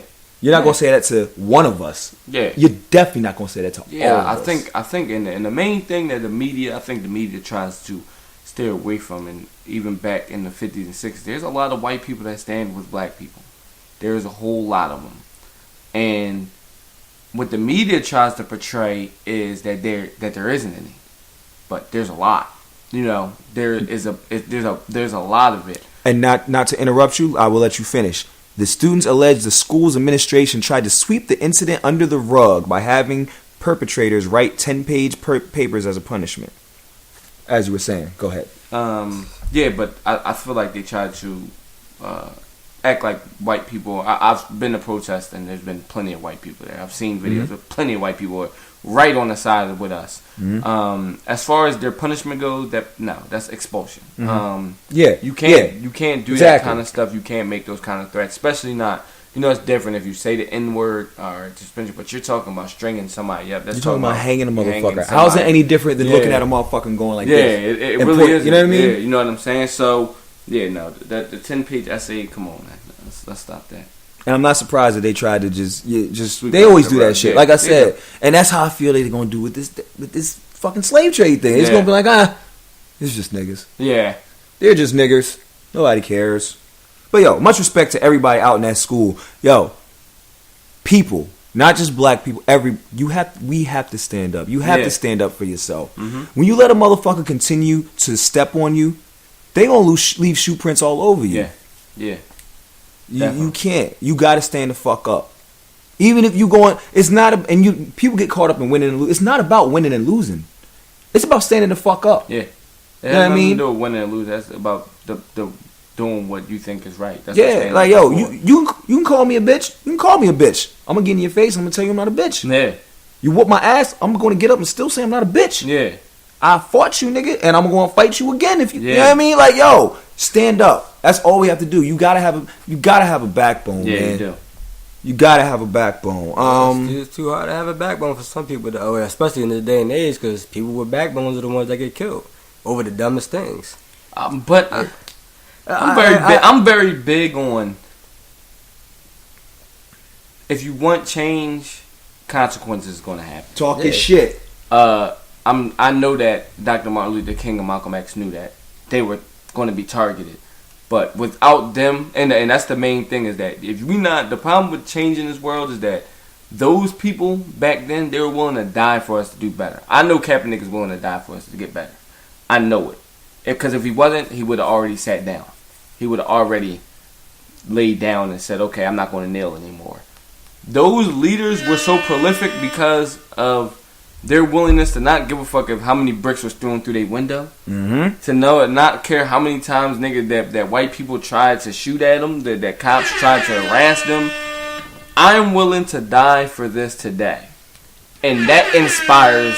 If somebody came out really willing to die for it, it would change the black culture. Talk your shit. Because as much as people talk about it, they don't really okay, he not willing to die for, so I'm going to put my life on the line. So it just trickles down. I'm going to put my life on the line. But that also goes off of what you were saying before. It has to be somebody important enough or impactful enough for it to even have any kind of recognition. Because otherwise, let's say if it's somebody like an average dude like me or like you who try to stand up and we get killed, that's going to be one of those things that just gets swept under the rug. So now your family just took a loss. And it's for what? But unfortunately, you have to lead to something from there. Look at what we have from Trayvon. Look at what we have from Mike Brown. But the thing about it is that when you, the problem with people get killed is that we have media now. Yeah. So if people know why you got killed, it's going to inspire them to be like, okay, Trayvon got killed for no reason. So there's no reason to go more what's name. But if they know that, okay, Matt was speaking out against all of this shit. He was causing the uprising, and now he's somehow dead, like Martin Luther King. They killed him because he was trying to make a change in this world. That's going to inspire you differently than somebody being killed for a random reason. Random reason, we just not going to fuck with the cops no more because I ain't trying to die for a random reason. But dying because the government sent somebody to kill you. I mean, but how many people or victims do we feel like we have like that now? Like the cops might, like you said, randomly killed all the time. It's not randomly killed, but there's nobody. Not even randomly killed. Like I don't want to say randomly killed. Like it's the same thing happening, and we all know about it. People are making stands for it, and it just like it got us to this point now. But it's just almost like we've been to this point. But what I'm saying is that okay, people have felt Trayvon Martin's not right, whatever like that. But once that first roadblock hits you, we stop. Mm-hmm. You can't stop. I'm pretty sure before we got civil rights, there was a lot of roadblocks, but nobody stopped. Yeah. You know what I'm saying? The roadblock was there, or we gonna go another road then? You're gonna have to put roadblocks up every day of the fucking week. Yeah. Because we're not stopping. You know what I'm saying? And that's the thing that we don't have. Nobody, once a roadblock hits, it's done. Once Trayvon Martin did that, once the case is over, Zimmerman got off, it's over. And that's why I said I feel like you need to have somebody more impactful. Yeah, you do. But or keep having, or the more it happens, the more people are going to band together. People have to come. Number one, you have to come together. That's the whole civil rights movement. Black people were on one page. That's what the fuck we're doing. You know what I'm saying? Black Panthers is what we doing. Nobody that's why I would love to have a new Black Panthers because it's like there is no. That's why the Black Panthers was destroyed by the government. Another government. What's the name? Because try to call them terrorists. We weren't allowing white cops to do anything to black people anymore. We got guns. And if shit went down, who the fuck was coming out? Who the fuck would be over in Libya right now? Yeah, you know what I'm saying? That kind of stuff was very big, and that's why the government wanted and that's what that led to. Like, all that, they stepped on it so long that it was like, yo, we have to do something. And that's where the Panthers came from. And like he said, that might be what we need, The problem is right now is that we get stepped on subliminally. It's not the same because now black people have things. We didn't have a lot of things back then. They did. So when you getting stepped on, it's like, man, we don't got shit, man. We got to come together. But now it's like, all right, we getting stepped on, but Jay-Z got $1 billion. Diddy has $1 billion. There's a whole bunch of rich athletes. I can make it. I don't need to make this uprising because I can get this money. You know what I'm saying? Once I get this money, fuck the rest of the black people. I got money. Unfortunately, that's how people think. And not even, I feel like as that, and just like I said, the lower people feel like they're going to be forgotten about. Yeah. So it's like you said, as far as all of that happening in the past, I'm not going to lie to you. You're going to be forgotten about. There's a lot of people that died back in the day that you do not know. You only know Rosa Parks. You only know Martin Luther. But that doesn't mean that their sacrifice. Maybe we don't know about them, but you have to know that this sacrifice is going to mean more. Then it might not mean your name being big, and that's another problem. You think that you don't have your name out there, so I did it for no reason. No, those people actually, Martin Luther King he didn't even start it, but somebody died that he knew for it, and now we know Martin Luther King. But somebody died for him to be able to do that. I guess the point I'm trying to make is try to get everybody to be on that same page and band together and it's hard to make that sacrifice. It's going to be hard, especially when you have kids like.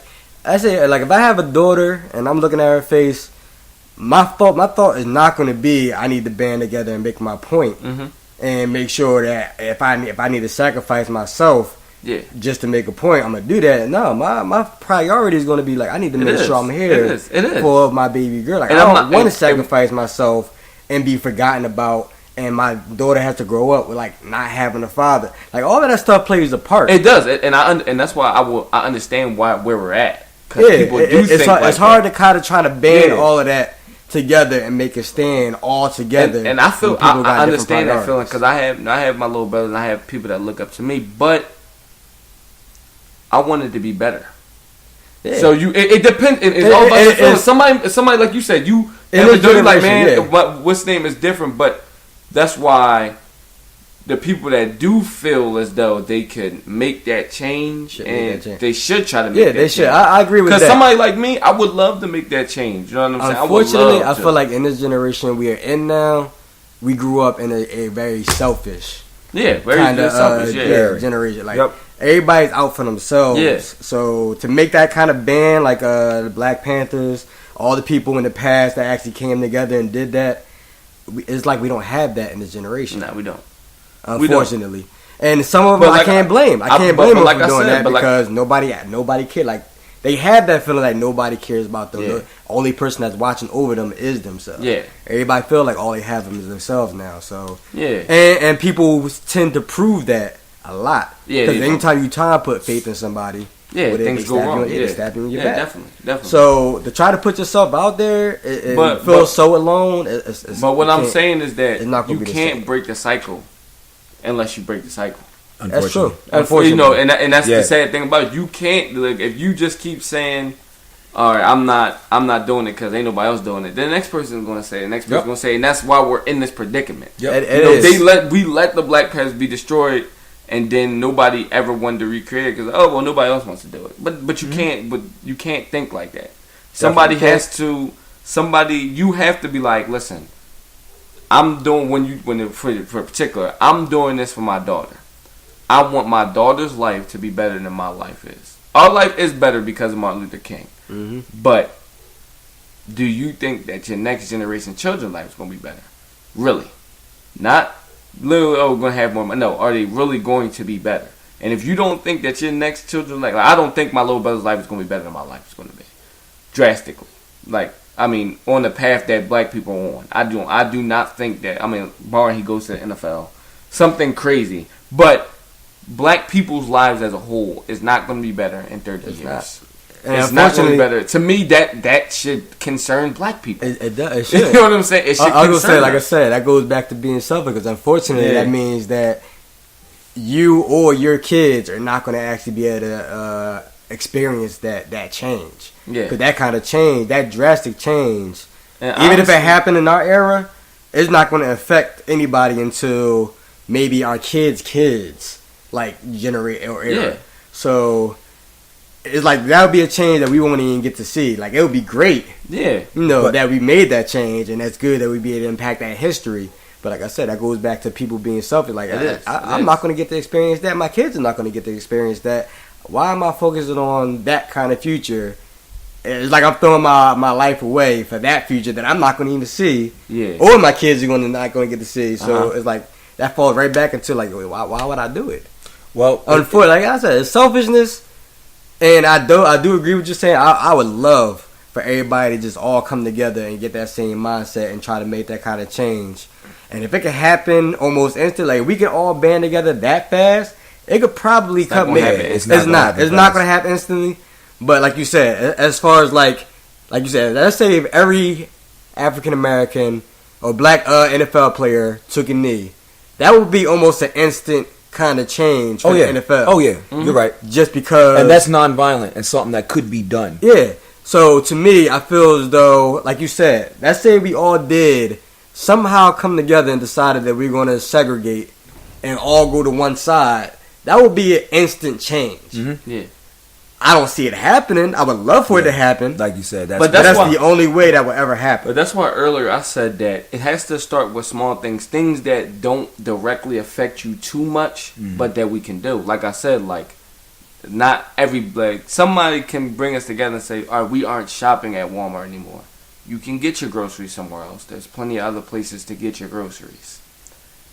That is an immediate impact. That doesn't nobody immediately has it. impact you. Yeah. It doesn't change your selfishness. That's true. I can see that. You know what I'm saying? That's the kind of, and I think that's the kind of stuff that people have to focus on, is things that get people out of their unselfish ways.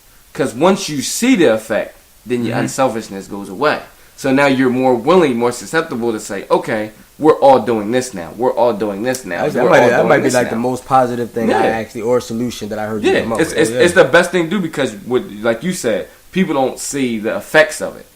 But all black people not shopping somewhere, well, I don't care where it is this holiday season. That's going to be an instant. It's going to be instant effect. And I know because I worked in retail, and I know that Macy's. I worked for Macy's. Work in retail to see that. But I'm just saying for, I'm just talking about, I worked in retail, and I talked to bosses, and I know that for Macy's, that 60% of the business that I worked in Cherry Hill and Cherry Hill and Morristown, 60% of their profits come within November to January. So directly you can impact their profits by not shopping somewhere. 1 month only. This month only, black people not shopping at Macy's would directly impact them. It would directly impact them, something where stocks will plummet. And I think that's what what's been happening. Like, Yeah. like I said, as far as like even with Toys R But Us, we can toy wreck shopping it, like though. that. You know, Yeah, that's what I'm saying. We can wreck it. We can really wreck somebody's day to where they like, and then all you need after that is a face. You wreck it, and somebody come out and saying, we going to wreck businesses until things that we feel things are better for us as a black culture. Don't even have, it could just be how somebody send an anonymous video out there and you in the world. I think you it. secretly just came up with a solution. I vote The Rock. Just saying. You might have secretly came up with a solution, and then if, like you said, if the right person came out with that message, Yes. that could actually Wayne. have a really Rock. good. The Rock. The Rock. all things are possible through The Rock. Yeah. He's a great face to have because he's mad big. So like niggas gonna be like, I ain't really trying to run up on him right now. Like, bro, did you see him in the movies? That might have been real. Like, I'm not. Hey, that's a big motherfucker. What are you like 6'5", 6'5", like 270? Nah, I'm good. Yeah, that's a big motherfucker. Unfortunately, I wrote something called this before, but I think it applies to this, especially a specific situation. It's the curse of a martyr. Yeah. You know, Martin Luther King was a martyr. Pac was a martyr. Big was a martyr. Maybe Big was a martyr. I don't know if Big was a martyr. Yeah, I don't know if Big was a martyr, but he could have been. Could have been. There you go. Could have been. But anytime you are a martyr, it's some bad shit to come with it. Yeah. It's some bad shit, but it installs change after that. Just like you said, if Martin Luther King gets shot on that balcony, shit ain't the same for us. And also, to your other point, it takes a certain motherfucker to stand up like that. It does. Yeah, you know, like, yo, Martin Luther King, that nigga was non-violent. Like, that nigga took hits. How many times you think that nigga probably wanted to raise up and fuck somebody up? Yeah. You know what I mean? It take a certain type of motherfucker to be able to just be like, nah, you know what? I ain't gonna be what they want me to be. But the thing about it is that I think it has to be the opposite today. Oh hell yeah! There's no more of that. There's no. He did non-violent, and we saw how it turned out. It got us what we needed. The equality. He got shot. Damn, he got shot. That's fucked up. It's like no, you did though. I think we know how the story ends. Yeah. So I guess there's really nothing to say after that because he's dead. So. Yeah, man. But no, that's just my feelings on it. But I'm just one man. I'm trying to incite the world with this podcast and to hope that black people will see it the way that I see it. You'll see some. I mean, I feel like the number one thing is that I'm always gonna be thankful is that James asked me to be on this podcast because I do feel like I get to get my views out there and hope that this podcast can take it to a level where people come to us for what they should do next or what they think would help and ask us questions and really value our opinions on it. Stay woke. Mm-hmm. I guess we move on to movie and TV. Anything for sports? Nothing really for sports, right? Ain't shit happened in sports. No, Steph really. Got hurt last night. Devin Booker got hurt last night. Yeah. Chris Paul, my on 2K got hurt. That shit hurt me. I don't know if that has any importance. So please. But I'm very upset that he's not going to be in the rest of my series. I just wanted to say that. All right. For movies and TV. First thing I wanted to talk about that I did not get a chance to get in. This actually was a couple weeks ago, but still.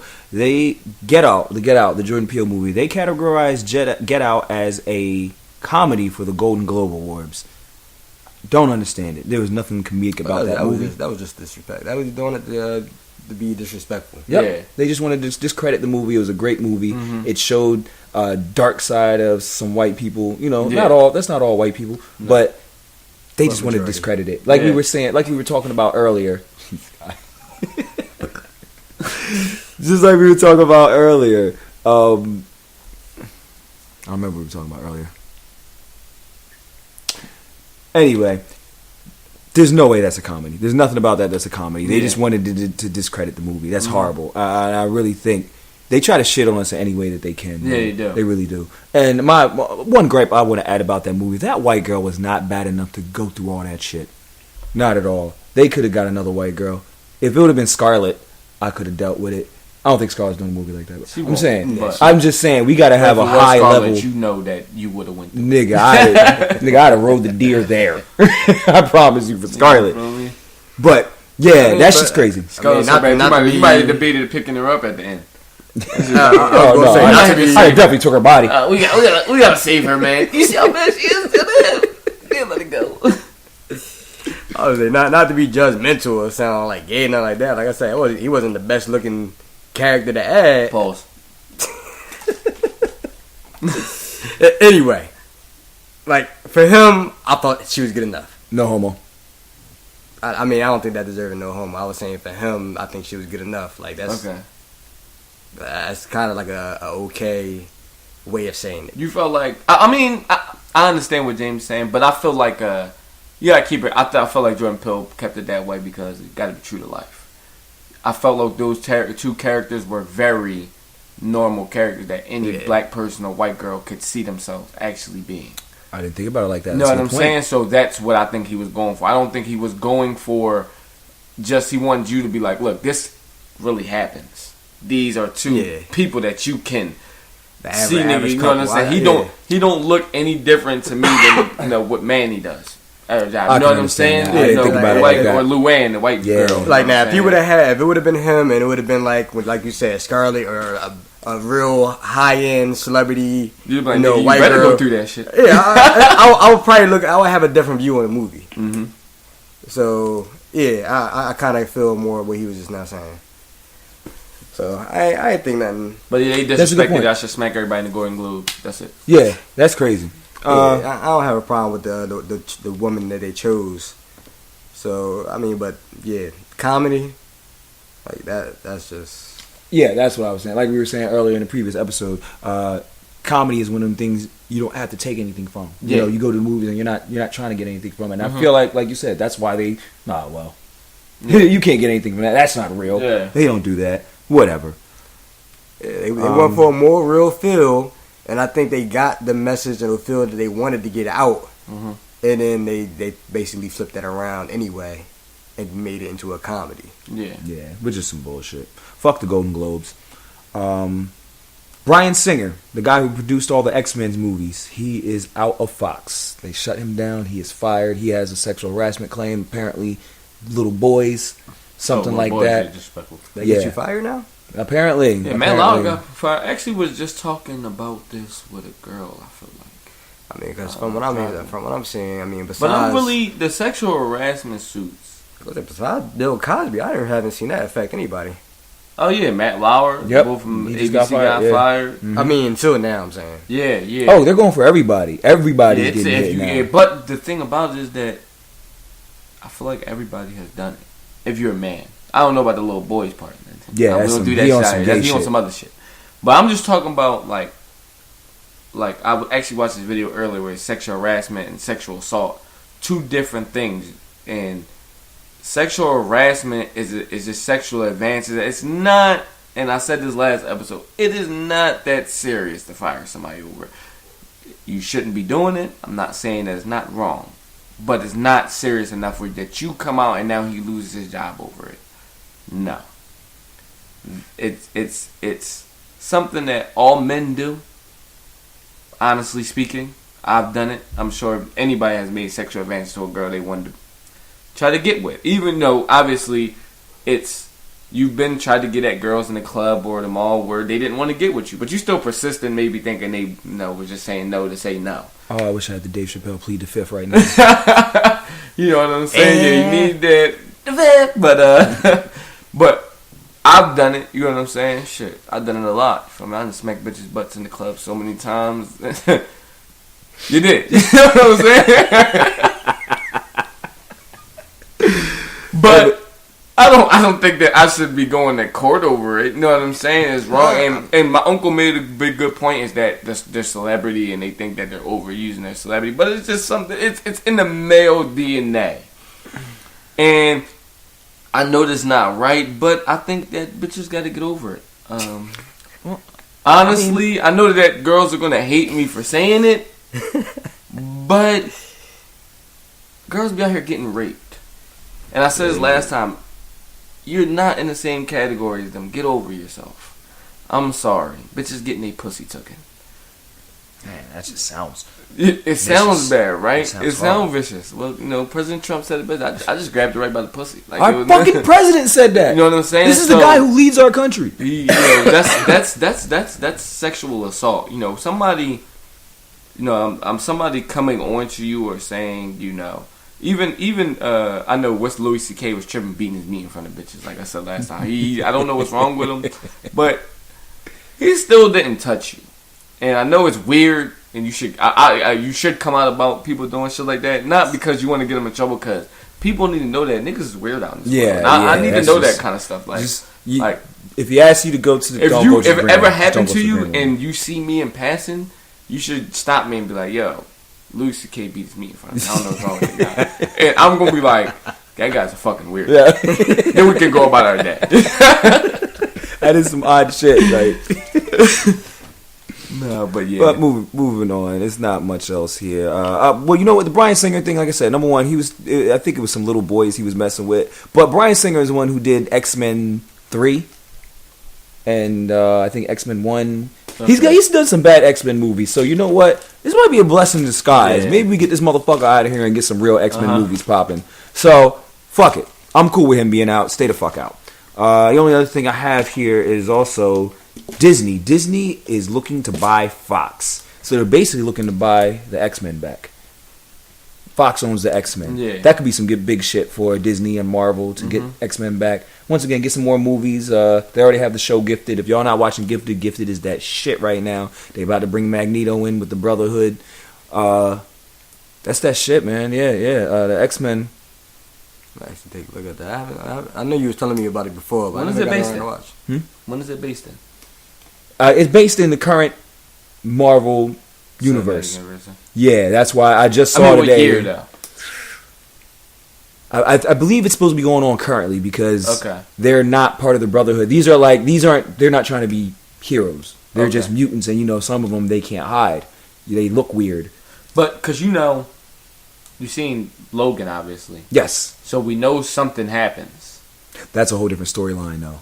That's what I'm asking. Is it in the X-Men storyline? No. Another part of it. This is another part of the X-Men storyline. Like I said, there's no Professor X. There's just high school kids, and some of them are grown. And there's like a resistance, basically. Okay. And the Sentinel people are coming after them. But dope show.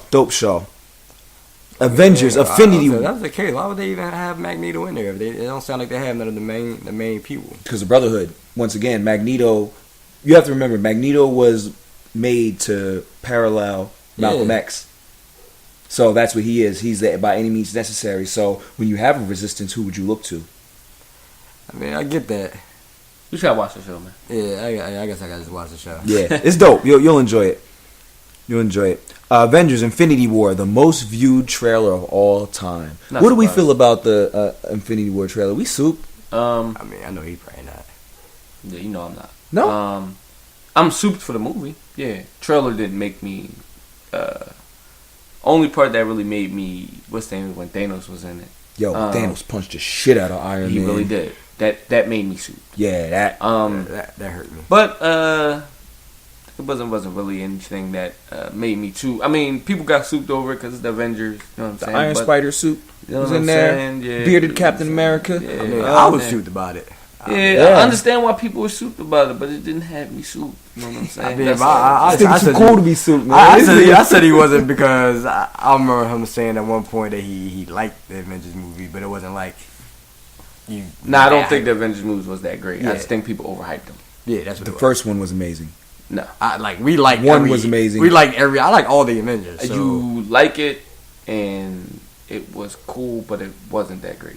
What was wrong with the Avengers one? It just wasn't that great. What was wrong with it? I mean, it's just the way it was written, it was just okay. It was too comedic. It's not a comedy. This is an action hero show.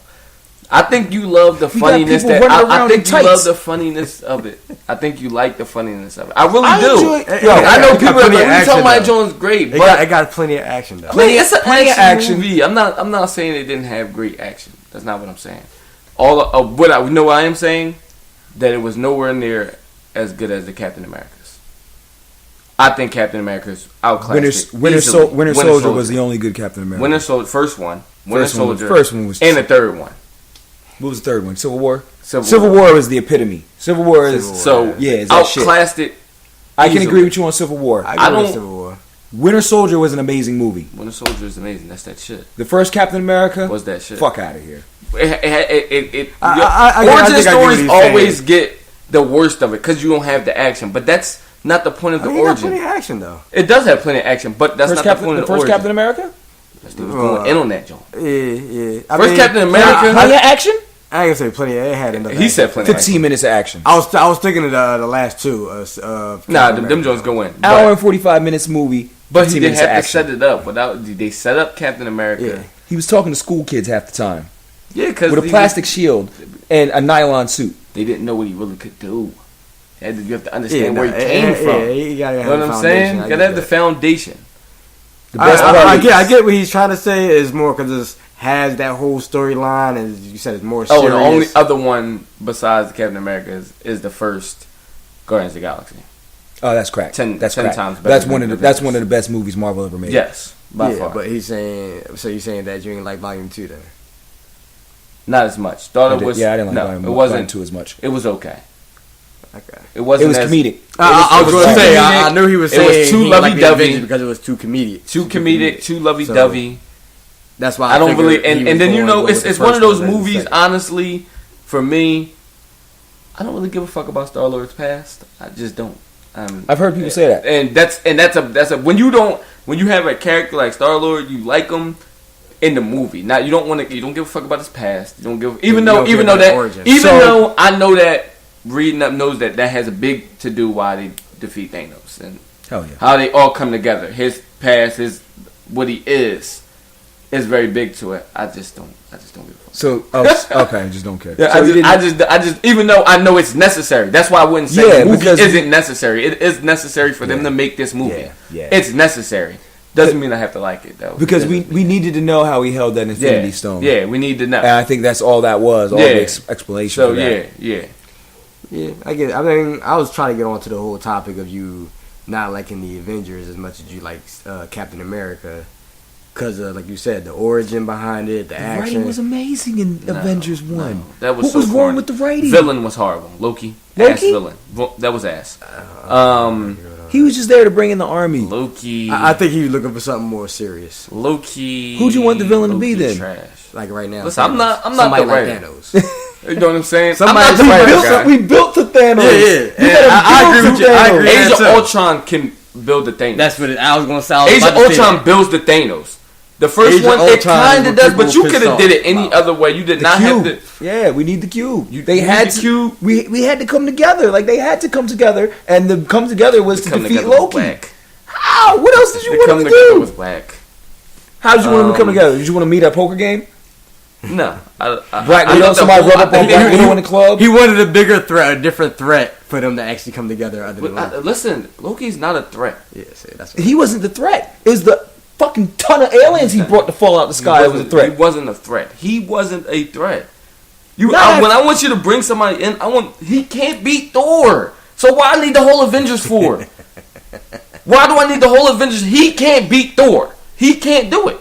So why do I need the whole Avengers for? I need you to bring somebody who's like, okay, Iron Man, I can't handle. Well, obviously I'm not talking about Iron Man, but Thor, because Thor is a god. But he does magic.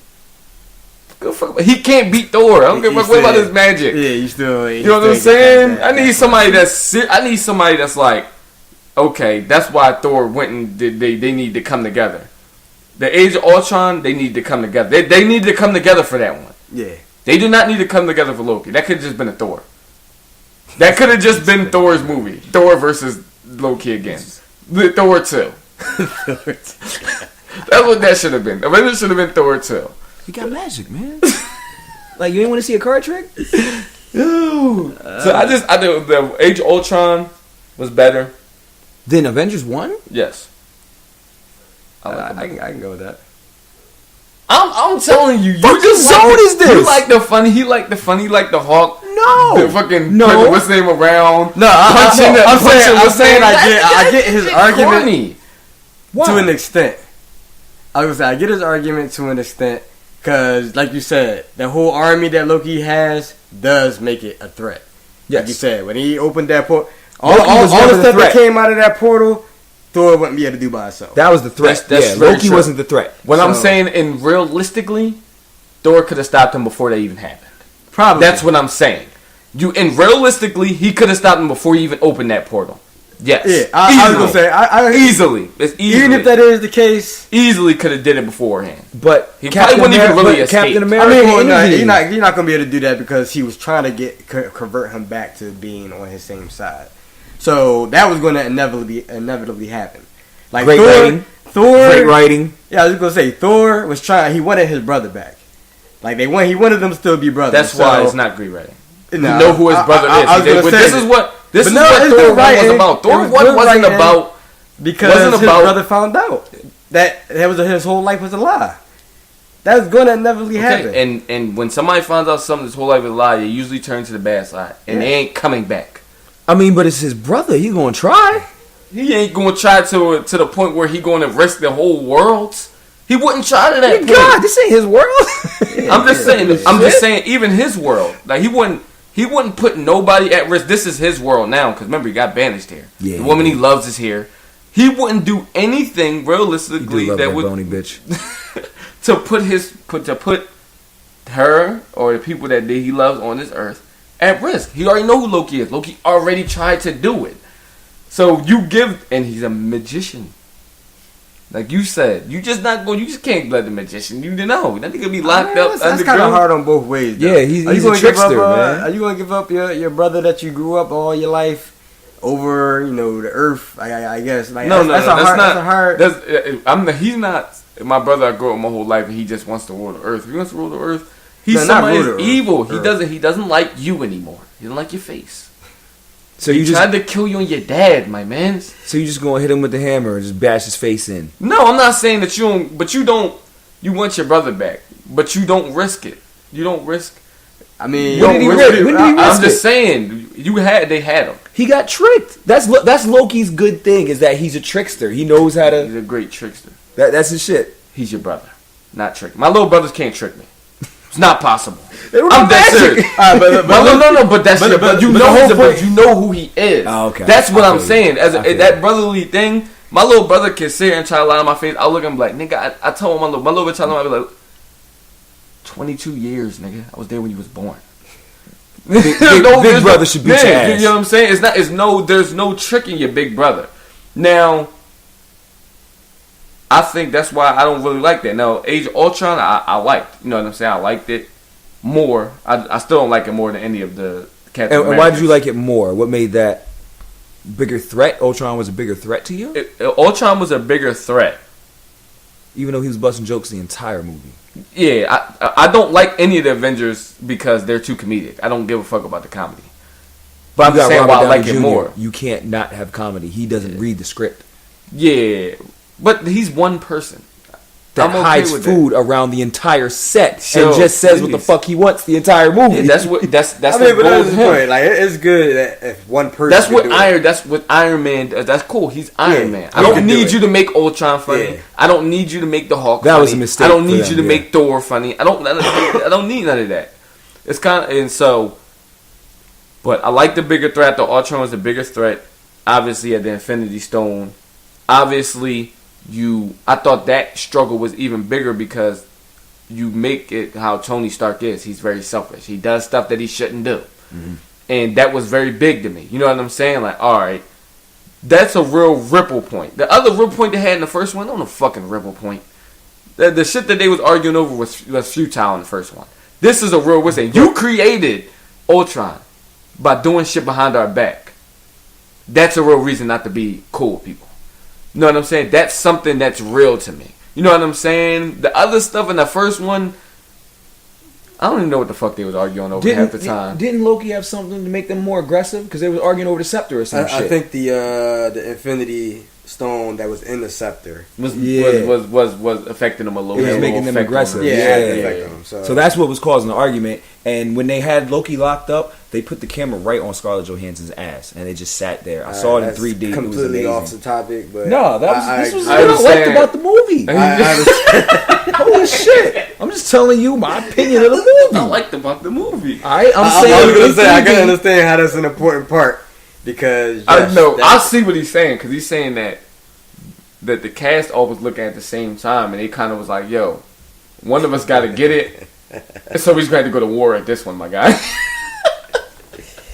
I'd have been in Nepal. Nah, but I thought it was well written. Man, I mean, I get it. I still like it, regardless of Matt's argument. I'm not saying that you're not going to like it. I'm just saying that I understand your perspective. It's just not as I understand why people like it. I understand you don't like the comedic part of it. They do get a little just cheesy like I'm going jokes. to tell him why I understand why people like Justice League. I gotta see this shit. And the reason that people like Justice League and the reason that we don't like it, I don't like it because I don't feel like they're staying true to the comics. Yeah, I don't either. But they're not. And that's very true. But the reason that other people like it is because it's true to the casual fan. Casual fans will love Justice League. Period. Hardcore fans will not like Justice League. I've talked to casual fans, oh, that movie was great. I've talked to people that know the comic book. I hate it. And it's like something that they haven't figured out how to fuse. Like, they haven't figured out, like, all you really have to do is, like, go talk to the people that write the comic books and say, hey, we need a different way of bringing this to the fans that don't know about how Superman comes back. And real, Superman, that the sun, his affliction with the sun makes him come back to life because he was never really dead. But we need a way for simple fans that don't, like, obviously I read the comics, so I know that. But if a simple fan doesn't know that, so if they just put him out in the sun, they go, what the fuck did this nigga wake up from the sun? So I understood why they did the dumbass, part that they did. I don't disagree with how they brought him back. I don't have a problem with that. It's not even that I have a problem with them. Let me know he comes back now. I was trying to debate with him. It's not even that I had a problem with like I said, the actual storyline. I know who you hated though. No, I was gonna say it's not even that I don't like. No, it's not that I have a problem. You hated in the movie though. It's not that I have a problem with them changing the storyline. They don't even have to follow the comic. Okay. Like, I don't mind that at all. Even if they want to go a different direction and actually have like a whole different version of Justice League, I'm cool with that. I'm not. But I don't like how half of them played their part. Like, I know you hated the Flash. I do. Everybody hates the Flash in that movie. I do. He's fucking horrible. I believe it. He doesn't look like the characters that they like. Wonder Woman, I like her because I feel like that's Wonder Woman. She actually plays the part of Wonder Woman. Like, I don't have a problem with. I like her. Yeah, I don't have a problem with Cyborg. Like, Cyborg, I feel like he did enough his part of being Cyborg. Yeah. And Superman is good. I don't like Batman. I don't like Obviously, Ben Affleck. you don't like Ben Affleck. I don't like Ben Affleck as Batman. And I didn't like Flash, and I didn't like Aquaman. You didn't like Aquaman? No. Alright, now that's something that I've heard people say to me. Me personally, I like Aquaman a lot. I don't even know why. I didn't like, number one, the movie cut out like an hour's worth.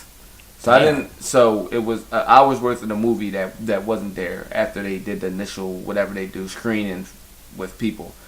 They cut out supposedly around the hour's worth. Somewhere, a lot of the movie was cut out. That's why, to me, the movie is fast. It moves too fast. Yeah, I feel like it moves too fast, and that's why I found that they cut out. So whatever like that, but whatever that is, I like Aquaman 1 because we never really seen an on-screen Aquaman. I like the person they picked for him. I like his look. I like the look that he has. But I don't like his character. I don't know if I've seen enough in the movie of his character for me to really not like him. And that's my biggest thing. Because it was so rushed that he had the one part he threw, then he went under the sea. Then he fought for a second. Then he just was on the aircraft. He never really did. He never really was featured like the rest of them was. To me, in my eyes. I don't know. I don't feel like I got enough of them. So I want to see, because I like his look. I like the person that they chose. I like the person they chose. But like I said, if you're going off of the comics or just the cartoons or just anything that had Aquaman in it, he displayed nothing similar. Oh, well, I don't see what now in that regard. That's where I agree with you. I don't care where you want to take the character's look. Yeah, I don't care about how you want to take the character's act, but there's the reason why I want you to follow the comic book, because it's a specific way that things happen, and they happen for a reason. I don't want you to change that, because this is obviously what we love it for. Yeah, but they didn't even have to change that with him because he was a new character. Yeah, so they can introduce him. That's why I don't have a problem with the character he is. I like the little darkness to him. I like like that. I don't know if I like the drunkenness, but to me, he seemed more like a drunk biker. Like, he didn't seem like a king from Atlantis. But he ain't the king yet. Oh, shit. He got both his hands. Yeah. He's not the king yet. Alright, he still don't seem like he's from somebody from a royal family. He's not. He is from a royal family. He is from a royal family. But the beginning of him is that his mom, or his dad in the comic books, but in Justice League is his mom, left him with the humans. So he's not with them in the beginning. So he has that. That's why he has that. Though he doesn't know anything about Atlantis. He's not the royal. He's never really been down there like that. not until later on in his life. So he still has that stigma for it. That's why I like it. You know what I'm saying? Stigma for like. That's why I like that. When the one scene when he went down there, it was kind of like. All right, so maybe that's where I'm actually having the. I'm looking at him as he should have already been. Yeah, but he's not that. He's not that yet. So. All right. You know, I can. Even if that is the case, then why is this? It seems like this timeline of when he does become that is not matching up with the timeline that they're in. Yeah, I know. I told you that. That's why I don't know why they didn't get with the writers of the comic books and. It's Zack Snyder. Put it Who's together correctly. We're not putting it together correctly. I feel like the same thing with somebody's Flash. here. The Flash is. Flash looked like he just started. Like he wasn't Flash even a hero. just started. He just started. And fucking what's the name? Just starting, and Batman's been fucking doing what he's doing for 40 years already. He already lost. You know, he already lost the one Robin. Like he's already lost. Like you in a completely different time frame. Yeah, the time frame for the Justice League is not really matching up. That's fucked up. Maybe that's why I was expecting him to be different. Just like I expected Flash to be different. Like today, they should be at a different point. Yeah, and they didn't play like the Flash in the movies. That's like, a bad fuck up. The Flash in the movies, like he just turned into Flash like 5 days ago. Yeah, type Flash. Just that's crazy. Yeah. So maybe that's why I have such a big problem with it. Movie. Like I don't like with that by itself. The storyline doesn't make sense. Mm-hmm. And like you said, they made the same mistake they did on the first one as far as jumping to different things. Fast, yeah, like you're jumping too fast. Like when I look at the movie, I can't really tell you what happened. Like that's what that's how I feel right now. Oh, so it's another Batman versus Superman. Yeah, like I do like not that. know what the fuck happened in this movie. It's like you're here, then you're there, then you're there. You like actually the other thing I was confused about is maybe I'm not remembering it correctly on Batman versus Superman. Why would he like they was on the same side the last time I checked? They were. Why did he suddenly hate Batman when he came back? That didn't make no sense to me. That's the number one part of the movie that's retarded. Everybody knows that they had the Martha. Yeah, I like the Martha moment. Yeah, they were cool. They went to battle. He saved his mother. They went to battle together. They were great after that. He died, sacrificed himself to save himself. Why is he hating him? Right? Like when I saw that, I was confused. Like I'm confused about that, and I'm confused that he remembered Batman but didn't remember Wonder Woman. The one who fought Doomsday the entire time? Like stuff like that. He didn't remember him. He was like, and then he seen Batman. He was like, I remember you. Yeah, like stuff like that. I was like, all right. That's why I was completely. All he remembered when he first came back was him and his wife, Batman and his wife. And Lois. And Lois. That's what I'm saying. His wife, Lois. Oh, yeah. Yeah. So. How could you not remember Wonder Woman?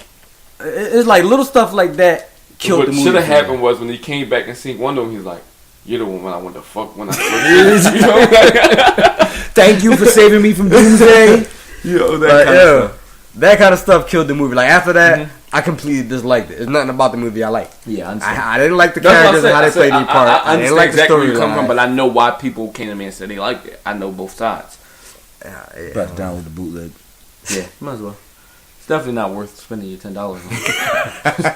Bootleg that thing with ease. Yeah, the fact that they try to make Ben Affleck be comedic as Batman. Yeah. Oh, and he's not funny at all. I heard he doesn't want to do it anymore. Yeah, I've been hearing that too. I've been hearing they trying to replace him. If he steps down from the Batman, then they're going to replace him with who's the boy that played in Jake Gyllenhaal. Yes, Jake Gyllenhaal. Yeah, Jake Gyllenhaal. I don't know if Jake Gyllenhaal is Bruce Wayne. Yeah, I don't know that either. And like the movie we was watching when he was holding the gun, I don't want to see a Batman version of that. Prisoners. Because he was holding the gun like this every time he pulled that shit out. He was like shoot nobody. All you want to do is shoot your own wrist off. If I see Batman go like this with the grappling gun, like he's gonna automatically make me hate him as Batman. So I don't know if I'm ready to see him as play that version. All right. Well, let's start this up. If you sleep, wake up. See you later, guys.